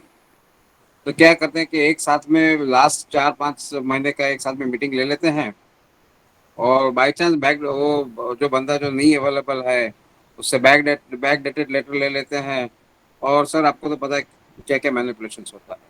तो पूरा ये डिफीट हो जाता है, ये 3 महीने का या 3 कंसेक्यूटिव मीटिंग का जो रूल है पर्टिकुलरली जो बनाया है, that's for the good betterment of the working, वो पूरा डिफीट हो जाता है। परेश भाई, अगर आपको ये चीज पता है, आप बाकी मेंबरों को भी बताइए ना कि ऐसा ऐसा गलत हो रहा है। गलत तो हो ही और रहा है आप लेट मी कंप्लीट सर, और बाकी रजिस्ट्रार को कंप्लेंट करिए, उसको बोलो तहकीकात करे, इन्वेस्टिगेट करे, है ना। और फिर भी बाकी मेंबर भी अगर बोलते हैं कि हाँ हम भी साथ में हैं, तो मैनेजिंग कमेटी को हटा दो ना जगह से। मैनेजिंग कमेटी को हटाने के लिए आपको कोई तकलीफ की काम नहीं है, it is very simple process. आप अगर बोलोगे कि नहीं मैनेजिंग कमेटी को नो कॉन्फिडेंस मीटिंग में हटाने का प्रोविजन नहीं है कानून में, वो तो खाली मैनेजिंग कमेटी मीटिंग में ही नो कॉन्फिडेंस मोशन मूव करा जा सकता है 1 या 2 के खिलाफ, लेकिन अगर पूरी की पूरी मैनेजिंग कमेटी ही बदमाशी कर रही है, आपने जैसे बताया कि 6-6 महीने मीटिंग नहीं करते और सडनली मैनिपुलेट करके मीटिंग बना देते हैं, मेंबर अटेंड नहीं करते लेकिन सिग्नेचर घर से भगवा लेते हैं वगैरह वगैरह, तो ऐसी वाली मैनेजिंग कमेटी को तो चुना तो आपने ही है ना सर वही तो और ऐसी वाली मैनेजिंग कमेटी को हटा भी आप ही सकते हो। वैसा ही होता है सर। और जैसे आपने बोला सर, झांसी की रानी बनना चाहिए, वन मैन शो होना चाहिए और people should follow, that's the whole thing sir. Sir ये पॉसिबल है, लोगों को अंदर खाली एक छोटा सा डर बैठता है, या तो शर्म आती है, या जी तो लोग सोचते हैं कि लोग क्या कहेंगे। जी जी लोगों को तो काम है कहना, तो आपको भी पता है, तो ये सब चीजें कानून कायदे के अंदर नहीं बैठता है, आप कर जी जी सकते हो। मैं तो बिल्कुल ये कहूंगा कि अगर आदमी कर सकता है तो उसको कोशिश पक्का करना चाहिए, भले बिल्कुल। टाइम पास के लिए करे लेकिन करना जरूर चाहिए। नहीं बिल्कुल सर, बिल्कुल sir, I appreciate sir, thank you so much, thank you. Anybody else please? Hemant sir, Vipul Shah here. Okay mister Vipul Shah बोलिए। Sorry, he was not well. I had already messaged you my query, sir. I have already taken up your query in my detailed lecture. Okay, इसके sir. अलावा Okay, भी और okay. आपका कोई question है? No, nothing, sir. Nothing, sir. I'll just go through it, sir. Once you upload. Thank you, sir. तो no problem, welcome, thank you. Hello sir, this is Sunil. Yes mister Sunil. ये bylaws में 2 expert director and 2 functional director को co-opt करने का भी provision है, तो उसके लिए भी रूल्स सेम ही है या उसके लिए कुछ डिफरेंट है कोऑप्शन का प्रोसीजर? सर जी, हाउसिंग सोसाइटी, खास करके हाउसिंग सोसाइटी में एक्सपर्ट डायरेक्टर्स और बाकी और कोई भी पोस्ट किसी भी नाम पे अभी डिसकंटिन्यू कर दिया हुआ है। अच्छा, तो अभी आज के दिन पे, मतलब 2019 से, ये शायद उसके पहले से है, अमेंडमेंट जो लास्ट हुआ लेटर से 2019 से एक्सपर्ट डायरेक्टर्स, ये आपने और क्या बोला? फंक्शनल डायरेक्टर, ये Functional बायलॉज में director। है, बायलॉज में लेकिन है। और बायलॉज को आप कचरे की पेटी में डाल दो, क्योंकि बायलॉज का कोई अर्थ नहीं होता जब एक्ट और रूल्स में इस चीज को नलीफाई कर दिया हुआ। एक्ट बोलता है अभी फंक्शनल डायरेक्टर्स, एक्सपर्ट डायरेक्टर का प्रोविजन खत्म कर दिया है, तो बायलॉ में अगर आप रखे रहोगे तो bylaw can not supersede the act and the loss. कानून कायदा है, बायलॉ इज नॉट कानून कायदा। Bylaw is only a simple guideline for amongst the society members. However Sunil साहब, आप मैनेजिंग कमेटी या not managing committee, general body में, AGM में या एसजीएम में आप एक सब कमेटी बना सकते हो। 3 मेंबर की सब कमेटी बना सकते हो, 5 मेंबर की सब कमेटी बना सकते हो, आप रीडेवलपमेंट की सब कमेटी बना सकते हो, आप डीम कन्वेंस के सब कमेटी बना सकते हो, आप गार्डन के लिए सब कमेटी बना सकते हो, आप सिक्योरिटी के लिए सब कमेटी बना सकते हो। जनरल बॉडी में सब कमेटी बनाया will have legal standing, but they will not have any powers of your regular managing committee members, but they will be only a subcommittee which will be working as an advisor to the principal managing committee. Okay. Thank you. Which is as equivalent to your expert or functional director. उनका भी काम यही था कि भाई अपना expert opinion ठोको। ये advisory committee पे जो खुद ही के सोसाइटी में है, उनको ग्राउंड लेवल पे ज्यादा नॉलेज आती है, वो ज्यादा अच्छी तरह से आपको एडवाइस कर सकते हैं। ओके। और यही सब कमेटी आपके फ्यूचरिस्टिक इलेक्शन के कैंडिडेट्स भी बनते हैं, क्योंकि उनको उतना कॉन्फिडेंस राइज अप हो जाता है। Okay, any other question mister Sunil? No, thank you sir. Welcome sir. Okay, anybody else wants to ask any other question?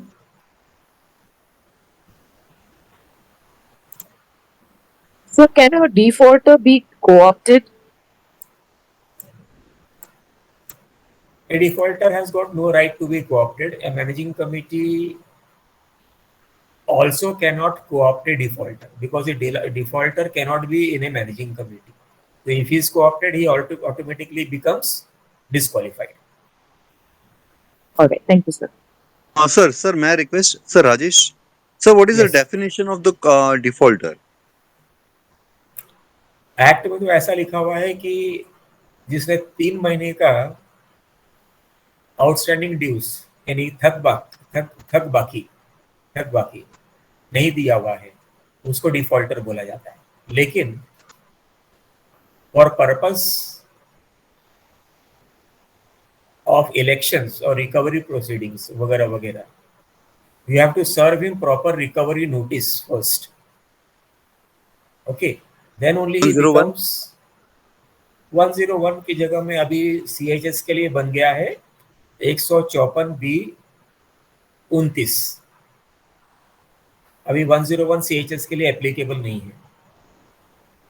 So the section has been changed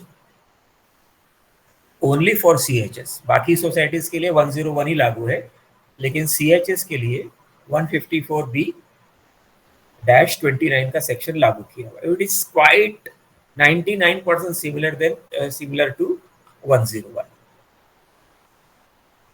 sir लेकिन अगर ऑफिशियली डिफॉल्टर डिक्लेयर करने के बाद ही defaulter होता है ना, क्योंकि defaulter है उसका कोई रिव्यू होगा तभी जाके उसने पैसा नहीं पे किया है ना. डिफॉल्टर को अगर आपने नोटिस दे दिया हुआ है तो इलेक्शन पर्पस के लिए और रिकवरी प्रोसीडिंग्स के लिए वो डिफॉल्टर तभी घोषित होगा जब भी डीआर का ऑर्डर आएगा. ओके, आपने डिफॉल्टर को एमसी मीटिंग में कॉप्ट कर लिया और कर भी लिया. बाकी मेंबर बोलेंगे कि भाई डिफॉल्टर है, वो डेप्यूटी रजिस्ट्रार के पास में जाके बोलेंगे कि भाई डिफॉल्टर है ये.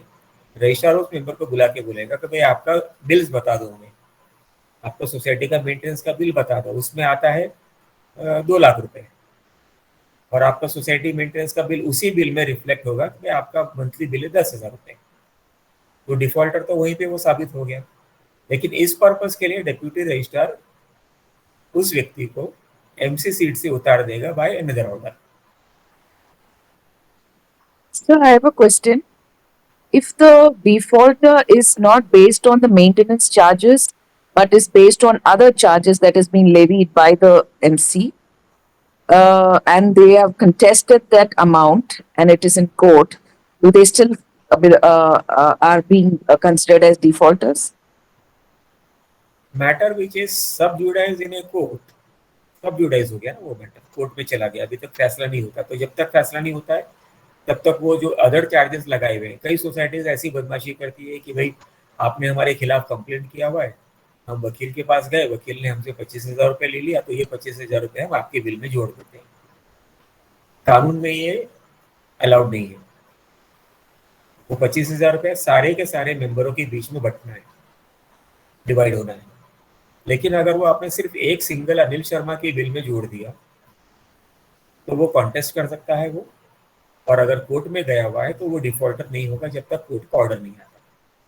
तो that will be what is called as maintaining status quo, यथास्थिति बनाए रखना. So technically they are not defaulters and they can be co-opted. Yeah, because they are into a status quo and suspended animation position at that moment. All right. Okay. Thank you. Okay. Anybody else wants to ask any question? Sir Rajesh, sir, may I have one request to you? Yes, Mr. Rajesh. Sir हमारा बॉम्बे के अंदर एक petition group है, we are the activist group, और उसी group से मैं यहाँ तक हूँ. मतलब सिंगल पर्सन ने सोसाइटी को सुपरसीड किया. सो मैं रिक्वेस्ट, अगर आप हमारे यहाँ पर एक छोटा सा यही सब्जेक्ट, आपके लिए, हमारे लोगों के लिए सब्जेक्ट नया है, अगर आप आपका एक थोड़े आधे घंटे का लेक्चर दो तो can I recommend your name if it is possible, and we are highly obliged to you. You can always, ये जो अभी आज लेक्चर हुआ ये YouTube में पब्लिश होगा कुछ दिनों में, और जब पब्लिश होता है तो वो YouTube का लिंक आपको हमारे व्हाट्सएप ग्रुप में हम पब्लिश करते हैं. अगर आप व्हाट्सएप ग्रुप में नहीं हो तो ज्वाइन कर लीजिए. लिंक मिलने के बाद में आप अपने पिटिशन ग्रुप में उस लिंक को शेयर कर दीजिए. हमने जो इनवाइट लिंक भेजा हुआ है वेबिनार का, you can freely circulate it amongst any and all of your circle. Friend circle है, सोसाइटी सर्कल है, वगैरह वगैरह. There is no restrictions in that. और अगर आप चाहते हैं कि कोई पर्टिकुलर वेबिनार आपके स्पेशल ग्रुप के लिए किया जाए तो उसका इंतजाम हो जाएगा, but it will be done only on the webinar, not on one-to-one personal attendance basis. No, webinar only. We believe the webinar. We can do it. We can do it, sir. Oblige, sir.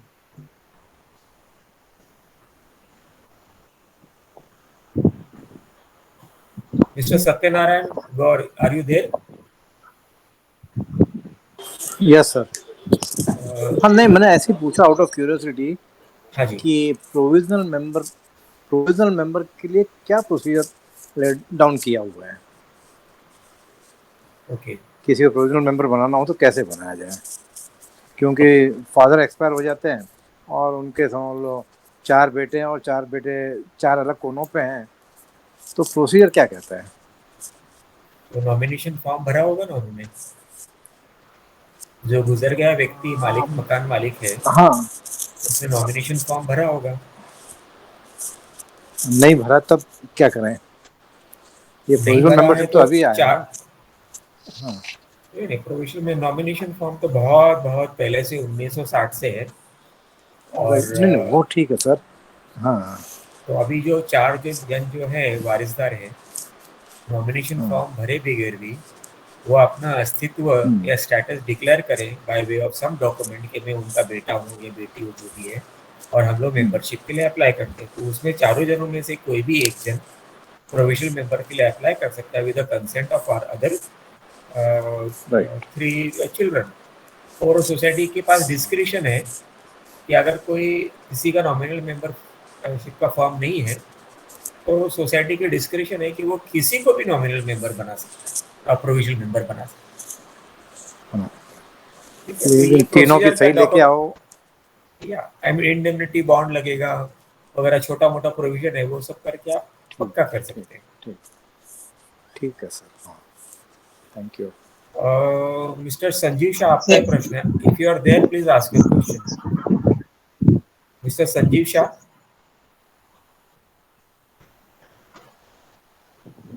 मुझे भी question पूछना है। Okay, Viju Chauhan please go ahead ma'am. हाँ जी, thank you so much.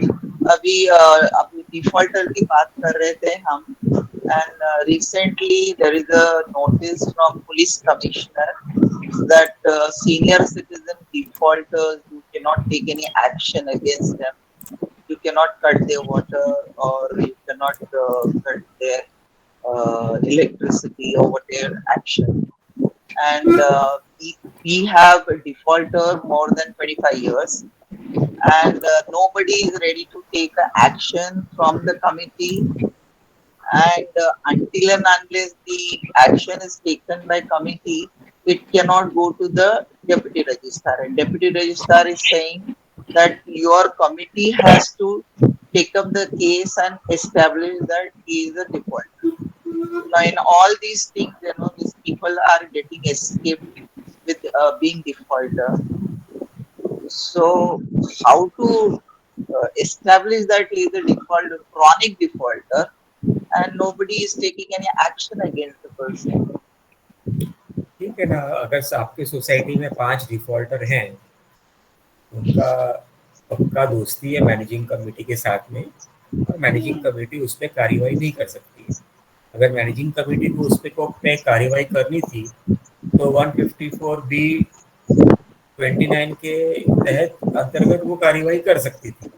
अब अगर वो नहीं कर रही है तो आप अकेले रजिस्ट्रार को एप्लीकेशन दे दो अंडर सेम सेक्शन, ब्रैकेट में सिर्फ सेक्शन 2 जोड़ दीजिए, 164B29 ब्रैकेट 2, और ये बोल दीजिए कि सर ये आदमी डिफॉल्टर है, मैनेजिंग कमेटी ने इस पे कार्रवाई नहीं कर रही है, I am requesting you do the कार्रवाई। वो अपना रिकवरी प्रोसीडिंग्स का कार्रवाई, क्योंकि कानून कायदे में वो प्रोविजन है, वो अपना कार्रवाई करेगा। मैनेजिंग वो कमेटी सब को मत किया हुआ है सर, वो दिया है, मैंने प्रूफ भी दिए है। मैडम यहाँ पे पर्सनल प्रॉब्लम्स के लिए हम लोग डिस्कस नहीं, पर्सनल का नहीं है, सोसाइटी का ही है, वो प्रूफ भी दे दिए है डिफॉल्टर का, but deputy registrar himself is talking in such a fashion. Give a proper application, move the cooperative court, कई चीजें आप कर सकते हो। Move to the cooperative court, ठीक है sir ji. Can I ask some questions? One minute, any other questions? Sir ji can I ask? Yes hello. Yes mister Dilip Rao, please go ahead.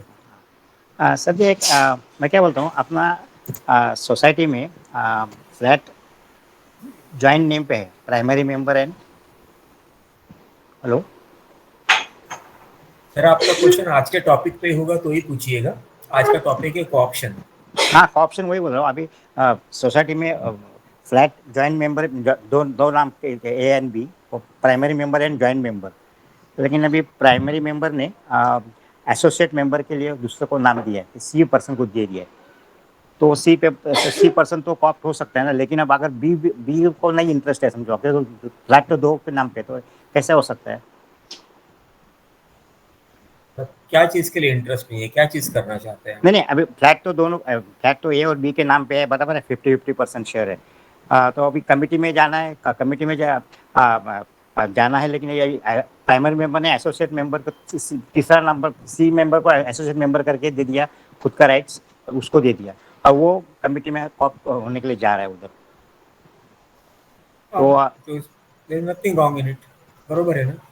पहला primary member ही right B objection उठा सकती है कि B objection उठा सकती है केस में? First right in the society is only and only of the primary member. First बराबर right है, for anything, any and all activities is only of the primary members. Joint member, associate member, provisional member, they derive right only after no objection, authority, consent given by primary member. Okay? अच्छा, तो उनका कोई हक default हक नहीं बन सकता है कभी भी। नहीं लेकिन वही तो वो ज्वाइंट मेंबर कंप्लेन नहीं कर सकता ना, क्योंकि मैं भी 50% होल्ड रहे तो मैं कैसे इनको नहीं कंप्लेंट करेगा? उसके पास हक नहीं है तो क्या कंप्लेंट करेगा? उसको हक तो होना चाहिए। उसका हक बनता है प्राइमरी मेंबर के थ्रू। प्राइमरी मेंबर बोलता है नहीं भाई मुझे आपको हक नहीं देना है, उसके उसका हक खत्म हो गया फिर। Isn't it? मैं सोचा ज्वाइंट मेंबर बोला तो दोनों का 50-50% शेयर होता है, शेयर सर्टिफिकेट में दोनों का नाम है, तो दोनों का राइट्स है। शेयर सर्टिफिकेट में परसेंटेज नहीं होता है हाउसिंग सोसाइटी या कोई भी एसोसिएशन या क्लब में। They are only joint members. और जो परसेंटेज की आप बात करते हो वो सिर्फ ट्रांसफर ऑफ प्रॉपर्टी एक्ट यानी इमूवेबल प्रॉपर्टी के ऊपर हो सकता है। मेंबरशिप में परसेंटेज नहीं होता है कि आपका 40% है, मेरा 12% है, उसका उतना परसेंट है। तो ऐसा परसेंटेज नहीं है उसके अंदर। एक्ट एमसीएस एक्ट के अंदर में ये अभी तक कानून ऐसा वाला नोट नहीं किया हुआ है, रिकॉर्ड नहीं हुआ है, कानून नहीं बना हुआ है ऐसा वाला। ओके नहीं, लेकिन क्या अभी मैंने खाली एग्रीमेंट का कॉपी देखा, क्योंकि हम लोग कमिटी में है ना, तो एक पब्लिक जो अभी मेंबर एग्रीमेंट करते हैं तो एग्रीमेंट में भी उन्होंने लिखा है ऐसा, means mister A 99%, mister B 1%, और दोनों का मिलकर कंबाइंड एग्रीमेंट है। ऐसा एग्रीमेंट शेयर सर्टिफिकेट में आई रजिस्टर में ये लिखा हुआ है क्या 99%? नहीं वो हम लोग अभी किया नहीं, कुछ नया सोसाइटी कुछ किया नहीं है, लेकिन अभी एग्रीमेंट में ऐसा लिखा है। मत करिएगा, वो गैर कानूनी होगा। ओके थैंक यू, अभी तो किया नहीं है। Okay thank you sir. Share certificate में मेंबरशिप में परसेंटेज का वैल्यू नहीं है। नहीं लेकिन फिर ये अपना रजिस्टर वालों ने ऐसा करना नहीं चाहिए ना रजिस्ट्रेशन के समय, क्योंकि अपन तो रजिस्ट्रेशन ये डॉक्यूमेंट ही कंसिडर करते हैं ना पूरा। मेंबरशिप थोड़ी ना रजिस्टर होती है सर जी। मेंबरशिप रजिस्टर होती है क्या? नहीं आप एसआरओ के पास में जाके बोलो कि ये मैं एग्रीमेंट बनाता हूँ, सिर्फ और सिर्फ मेंबरशिप रजिस्टर करता हूँ। नहीं सर वो नहीं मैं बोल रहा हूँ, अगर सोसाइटी को रजिस्ट्रार को मालूम है ये इसके ऊपर बेस के ऊपर सोसाइटी का काम चलता है, उसमें परसेंटेज नहीं इंक्लूड मेंशन करना चाहिए। मैं जो अभी बोला, कौन सा रजिस्टर की बात कर रहे हो आप? ये थाना रजिस्टर। थाना कौन सा, कोऑपरेटिव रजिस्टर है या एसआरओ? नहीं सीएचएस रजिस्टर के पास ये सब अधिकार नहीं होता। नहीं लेकिन एग्रीमेंट में रजिस्ट्रेशन प्रॉपर्टी का रजिस्ट्रेशन जो होता है वो सब रजिस्टर ऑफ एश्योरेंसेस के पास में। हाँ सब रजिस्टर, तो मैं आप मांगते तो आपको मैं उसका फ्रंट पेज आप व्हाट्सएप कर सकता हूँ। मेरे पास उतना टाइम नहीं है वो सब पेजेस वगैरह देखने का। Anyway thank you mister Dilip Robert. Thank you. Anybody else has any questions please? हमारे पास 10-15 मिनट और है। Hello yes mister Hemant Khanna. Hello हाँ जी सर मेरा थोड़ा केस अलग ही है। मैं मलाड से बात कर रहा हूँ। तो मेरी सोसाइटी में मुझे 15 साल से डिफॉल्टर बना रखा है, और मेरे से मैंने उनको पैसे लेने को बोलता हूँ। एक मेंबर है जो प्ले करता है हमारी बिल्डिंग में, वो हमेशा बोलता है पूरा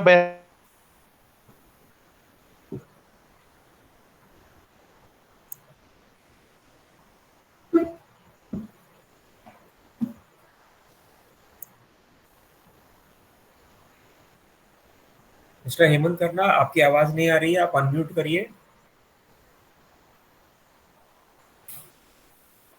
ओके, मिस्टर किशोर समतानी, आप बोलिए।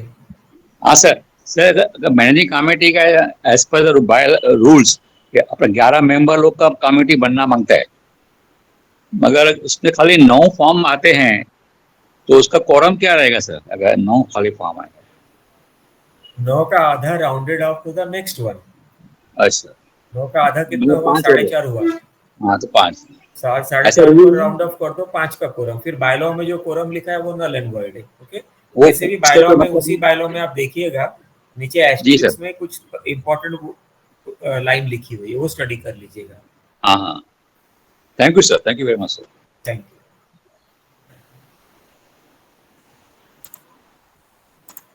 Okay. Anybody else has any question? More sir,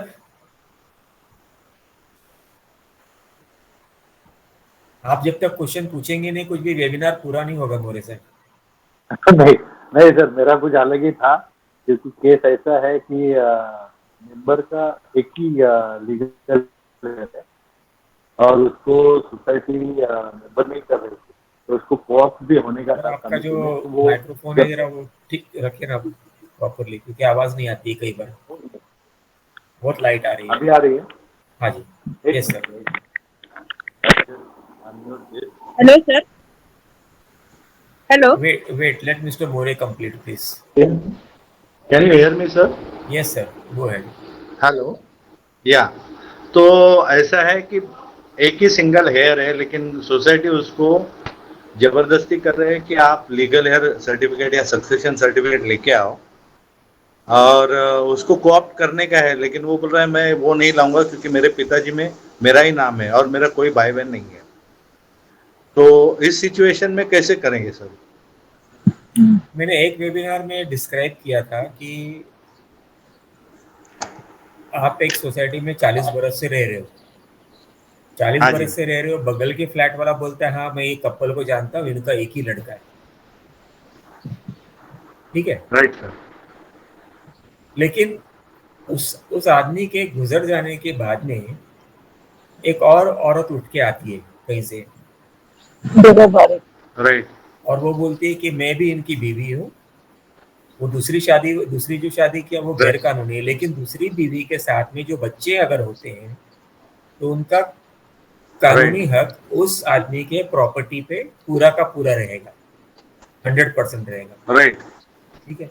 ऐसी सूरत में अगर वो आदमी बोलता है, लड़का बोलता है कि मैं तो अपने बाप का इकलौता बेटा हूँ, राइट, है ना, तो ये साबित कौन करता है? ये सिर्फ कोर्ट कचहरी में होता है साबित।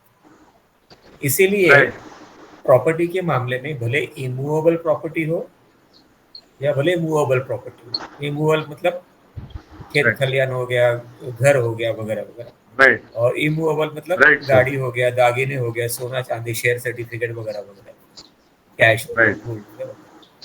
इसके लिए जो सक्सेशन सर्टिफिकेट है वो मूवेबल प्रॉपर्टी के लिए होता है, right. Succession certificate immovable property के लिए कोर्ट नहीं ग्रांट करती। बराबर। उसके लिए आपको या तो प्रोबेट लेना है अगर वसीयत अवेलेबल है तो, और अगर वसीयत अवेलेबल नहीं है तो सिंपल वर्ड है लेटर ऑफ एडमिनिस्ट्रेशन, राइट, इसको एलए बोलते हैं। राइट, ओके, तो ये दूसरी। और जो लीगल हायर सर्टिफिकेट है उसका वैल्यू 0 है एज फार एज मूवेबल और इमूवेबल प्रॉपर्टीज आर कंसर्न। लेकिन सर एक सवाल है कि वो जो एक मिनट, लीगल हायर सर्टिफिकेट किसके लिए लगेगा? आपका सर्विस है, मेरे बाप का सर्विस है, मेरे को मिलना चाहिए, मेरे बाप का पेंशन है, मुझे मिलना चाहिए, मेरा बाप का कंपैशनेट एम्प्लॉयमेंट मिलना चाहिए, ये सब चीज़ों के लिए लीगल हायर सर्टिफिकेट लगता है। बाकी मूवेबल इमूवेबल प्रॉपर्टी के लिए लीगल हायर सर्टिफिकेट की 0 वैल्यू है कोर्ट कायदे में, कानून कायदे में। बोलिए मोरे सर। तो मेरा ये कहना है कि अगर वो तुम्हारा नॉमिनेशन फॉर्म जिसके ऊपर लिखा है कि 30A as per the 30 section 30 वो ट्रांसफर उसके नाम पे होना चाहिए, तो वो अभी तो वैलिड हो नहीं सकता है ना सेक्शन हो 30? सकता है ना, अभी जैसे मैंने बताया आपको कि नॉमिनेशन फॉर्म है नहीं अभी चल या नहीं है। नहीं, नॉमिनेशन फॉर्म है, लेकिन वो तो पहले था ना 89 90 में बनाया है उन्होंने।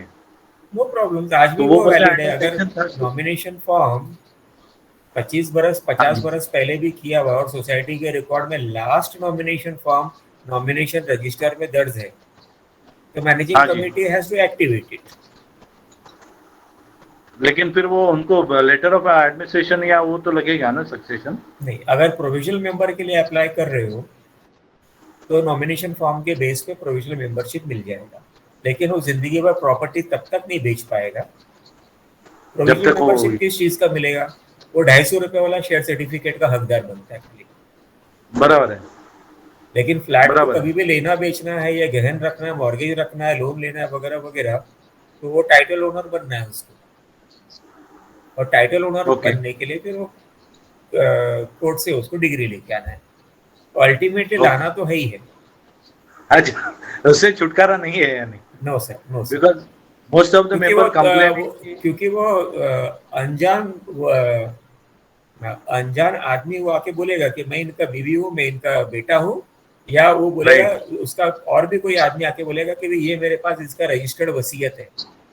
लोग भावनाओं में ओके, बह के पान वाले को अपना वसीयत दे देते हैं, और वो राइट, आ बराबर जाता है। है 5 साल के बाद में।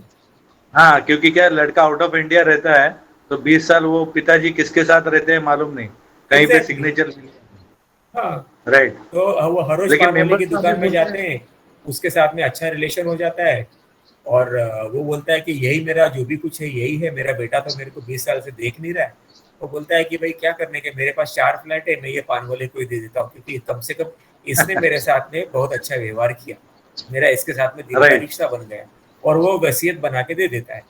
पान वाले को 4 साल के बाद में पता चलता है कि अरे ये आदमी, पता चलता है कि गुजर गया। वो ढूंढते ढूंढते पहुंचते पहुंचते उसके हाथ में वो वसीयत लग जाती है, या उसको पोस्ट से मिल नहीं, जाती लेकिन है, सर रजिस्टर्ड वसीयत है ना। राइट, तो वो लेकिन तो सर ये इसमें सब को क्या हो सॉल्व गया कि करने अभी के मेंबर लोग इस चक्कर में मेंबर सब अभी हमारे वकील जैसे लोगों को बहुत गाली देते हैं, बोलते हैं कि भैया ये कानून बना के सब गड़बड़ कर दिया, जो 100 रुपए में होने वाला था काम अभी 1.5-2 लाख लग रहा है। मैं आपको एक चीज बता दूं, आपको एकदम नया नया लगेगा, बाकी अपने दोस्तों को भी नया नया लगेगा। जितने भी नहीं नहीं, वैसे प्रोफेशनल्स सुनो, है ना, प्रोफेशनल्स है, डॉक्टर है, इंजीनियर है, राइट, आर्किटेक्ट है, वकील है, ये सब गाली नहीं खाने के लेकिन हकदारी होते हैं, क्योंकि ये ये लोगों को लोगों को सेटिस्फाई नहीं लगता कर सकते, लोगों को सेटिस्फाई है, कभी राइट, भी नहीं कर सकते। राइट, लेकिन कानून को समझता नहीं ना, आप जितने अच्छे तरह से समझा रहे हो। Thank you very much sir, ठीक है sir, thanks a lot, okay, sorry for the thank you mister Bole, thank you for joining. Hello. Yes ma'am, बोलिए मैम। हाँ, 11 लोगों की कमेटी है लेकिन 6 ही मैडम लोग। आप अपना वीडियो ऑन कर लीजिए प्लीज, कैमरा ऑन कर लीजिए।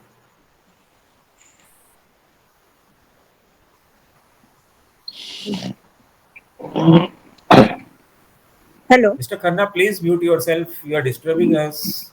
हाँ, यस हेलो सर। मैडम, बोलिए बोलिए। 11 लोगों की कमेटी है लेकिन 6 ही लोग इलेक्ट होके आए, तो अभी उनके लिए जो फोरम है वो कितने का रहेगा? उसका आधा कर दीजिए और राउंड ऑफ कर दीजिए मैडम, सिंपल है। आधा करेंगे तो 3 हो जाएगा, फिर राउंड ऑफ मतलब 4 रहना है। 4 का करना है। आपके पास अगर रिटर्निंग ऑफिसर ने आपको अपॉइंटमेंट सर्टिफिकेट दे दिया है, it says कि I am declaring that these 6 people are elected as managing committee members, अगर आपके पास ये सर्टिफिकेट है 6 लोगों का, तो आप उसमें से 4 मेंबर को, आपका जब मैनेजिंग कमेटी मीटिंग होगा तो 4 मेंबर का कोरम आपको समझना है। अगर ये आपके पास सर्टिफिकेट नहीं है किसी कारणवश, तो आप मैनेजिंग कमेटी मीटिंग होल्ड नहीं कर पाओगे। और को ऑप्शन का क्या है इसमें? अभी 6 मेंबर में से आपका जो कोरम है मैनेजिंग कमेटी का वो 4 मेंबर का हुआ। जब तक 4 मेंबर की मैनेजिंग कमेटी है तब तक आप बाकी 2 जनों को कोऑप्ट कर सकते हो जो रिजाइन कर गए अगर। मानो आपकी 6 की कमेटी है, उसमें से 2 जन ने रिजाइन कर दिया, फिर भी मैनेजिंग कमेटी का कोरम है मैनेजिंग कमेटी मीटिंग होल्ड करने के लिए। जब तक कोरम है तब तक आप ऑप्शन कर सकते हो। तो आप 2 मेंबर के एप्लीकेशन बुलवा लीजिए, कोरम वाली मीटिंग में उसको एक्सेप्ट कर लीजिए और कोऑप्ट कर लीजिए। अगर एमसी मीटिंग के कोरम नहीं है किसी कारणवश, तो आप कोऑप्शन नहीं कर पाओगे। और जो वैकेंसी वैकेंट जगह रहती है ना, अभी उनको लेना है, तो उसके लिए भी कैसा प्रोसीजर है? मतलब मैनेजिंग सेम कमेटी। प्रोसीजर करिए, क्योंकि वैकेंट सीट्स के लिए इस समय कोई कानून कायदा नहीं बना हुआ है। ओके, या तो सबसे बेस्ट ऑप्शन है कि रजिस्ट्रार को एक एप्लीकेशन दे दो कि हमारे पास में इतना वैकेंट सीट है, आपका एथोराइज्ड ऑफिसर डिप्यूट करो, हमारे पास में इंटरेस्टेड कैंडिडेट्स हैं जो मैनेजिंग कमेटी में ड्रॉप होने को तैयार है, उनको बोलिए आइए मीटिंग कंडक्ट करिए। उसमें इलेक्शन नहीं होगा, लेकिन मीटिंग कंडक्ट करिए, ये अर्जी को कंसिडरेशन में लेगा और ऑप्शन प्रोसीजर पूरा कर देगा। Okay, thank you. हमारे पास 2-4 मिनट और है, और किसी को कुछ पूछना है? सर मैं बात कर सकता हूँ? हेमंत खन्ना। बोलिए सर, मेरा 15 साल से मुझे डिफॉल्टर बना के रखा है मेरी सोसाइटी ने, और उनको बार बार पैसा देना चाहता हूँ। उधर एक बोरी मुस्लिम है हमारे बिल्डिंग में, उसी ने ये बिल्डिंग को पूरा मतलब पकड़ के रखा है। वो अगेंस्ट भी सब तो हो गए थे उसके एक टाइम पे, अभी वो रीडेवलपमेंट भी उसने नहीं करने दिया बराबर से। और अभी भी उसी ने क्या किया है, वो सबको है ना मतलब कंट्रोल करता है वो आदमी। और अभी वो उसने क्या किया मेरे को, any time I am going to give them, no समझो 2 लाख हो गया मेरा, तो I am telling you take some amount and balance you take in installment. वो कब से बोलते आ रहा हूँ, इसीलिए 15 साल हो गए। तो वो क्या किया, वो बोलता है नहीं नहीं, you don't give me in instalment, we want in one stroke. तो I said how it is possible you. और दूसरा शुरुआत ऐसा हुआ कि 14,000 I had to receive one BMC tax refund, society had receive some BMC tax refund, it gave everybody the refund, and to me it who are having the balance outstanding will be adjusted। तो वो नहीं किया, मेरे को उल्टा बोला कि we हम लोगों ने आपका पैसा बीआर फंड में किया। और बीआर फंड भी इनका, मैंने उनको लेटर लिख के पूछा what is BR fund, short form you are mentioning abbreviation, तो वो खन्ना साहब, बोलते ऐसा हैं है कि आज का वेबिनार हमारा टॉपिक है सिर्फ और सिर्फ ऑप्शन को लेके। अच्छा ओके, तो आपका टॉपिक या पॉइंट हम अपने वेबिनार में नहीं ले पाएंगे। आप मुझे व्हाट्सएप भेज दीजिए, या हमारे वेबिनार में बहुत से एडवोकेट्स भी प्रेजेंट हैं, आप उनसे भी कोऑर्डिनेट कर सकते हैं। अच्छा, है ना, उसका रास्ता आसान है, कोई ज्यादा कॉम्प्लिकेटेड है, सिंपल नहीं है। नहीं उन्होंने तो और अभी आपसे एक 10। चीज और भी रिक्वेस्ट है कि हाँ कभी जी। भी आप किसी व्यक्ति को उसके कास्ट से आप संबोधित मत करें, ना वो हिंदू से संबोधित करें या मुस्लिम से या क्रिश्चियन से। ऐसे हाँ। संबोधित करना, वो ये एड्रेस करना, it is not proper. You yourself will fall in trouble one day. Okay, okay, I agree So to you. you can send me a private WhatsApp. Let us see what it can be done. I'll refer you accordingly. But it is at present in 101, and my last hearing is going on now. Last hearing is going on with the registrar. Past 2 years it is going on. आपको 2 And चीज short में बता देता हूँ। 15 साल का dues का recovery order देने का अधिकार डेप्यूटी रजिस्ट्रार को नहीं है। अच्छा, ठीक है, एक। ओके। और दूसरा, अगर आपने प्रॉपर नोटिस वगैरह दिया हुआ है, हाँ, तो आप उसको yes, लेके उसको डिस्प्यूट खड़ा करके, उसको डिस्प्यूट का वर्जन देके आप उसको सेक्शन 91 में कोऑपरेटिव कोर्ट में आप आसानी से डाल सकते हो। अच्छा, और बिलीव में आपको बाकी पैसा देने की भी आवश्यकता नहीं पड़ेगी सोसाइटी को। अच्छा। तो मैं ओके सर, मैं आपसे प्राइवेटली भी मतलब व्हाट्सएप बात कर सकता हूँ ना आपसे? Yes sir. क्योंकि क्या ठीक लीकेज है का इशू है मेरे फ्लैट में, इसी वजह से। सर, वेबिनार पे हम लोग ये नहीं लेंगे, दूसरे मेंबर बोर हो जाएंगे, वो और कुछ सोच के हमारे वेबिनार में अपना हाँ, तो टाइम निकाल वही के प्राइवेटली में आ आई रहे कैन हैं। Talk with you on WhatsApp, no? Yes, I can yes, talk with you. yes, yes. Thank you sir, thank you very much. Anybody has any other question before we conclude?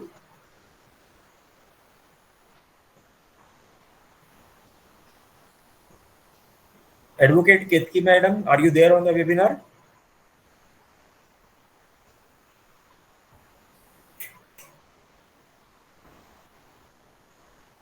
Okay, शायद वो नहीं है। So we will conclude today's webinar. We'll meet in the next meeting. With the permission of all participant friends, we will conclude today's webinar. Thank you all friends for attending and supporting this knowledge sharing webinar. Thank you very much, sir. Okay, Thank you, Thank you, Hemant. sir. Thank you. Thank you, sir. Thank you, sir. Wishing Thank all you. friends a healthy and peaceful life forward. Same Thanks to a you, lot, sir. sir. Thank you. And Same bye-bye. to you, sir.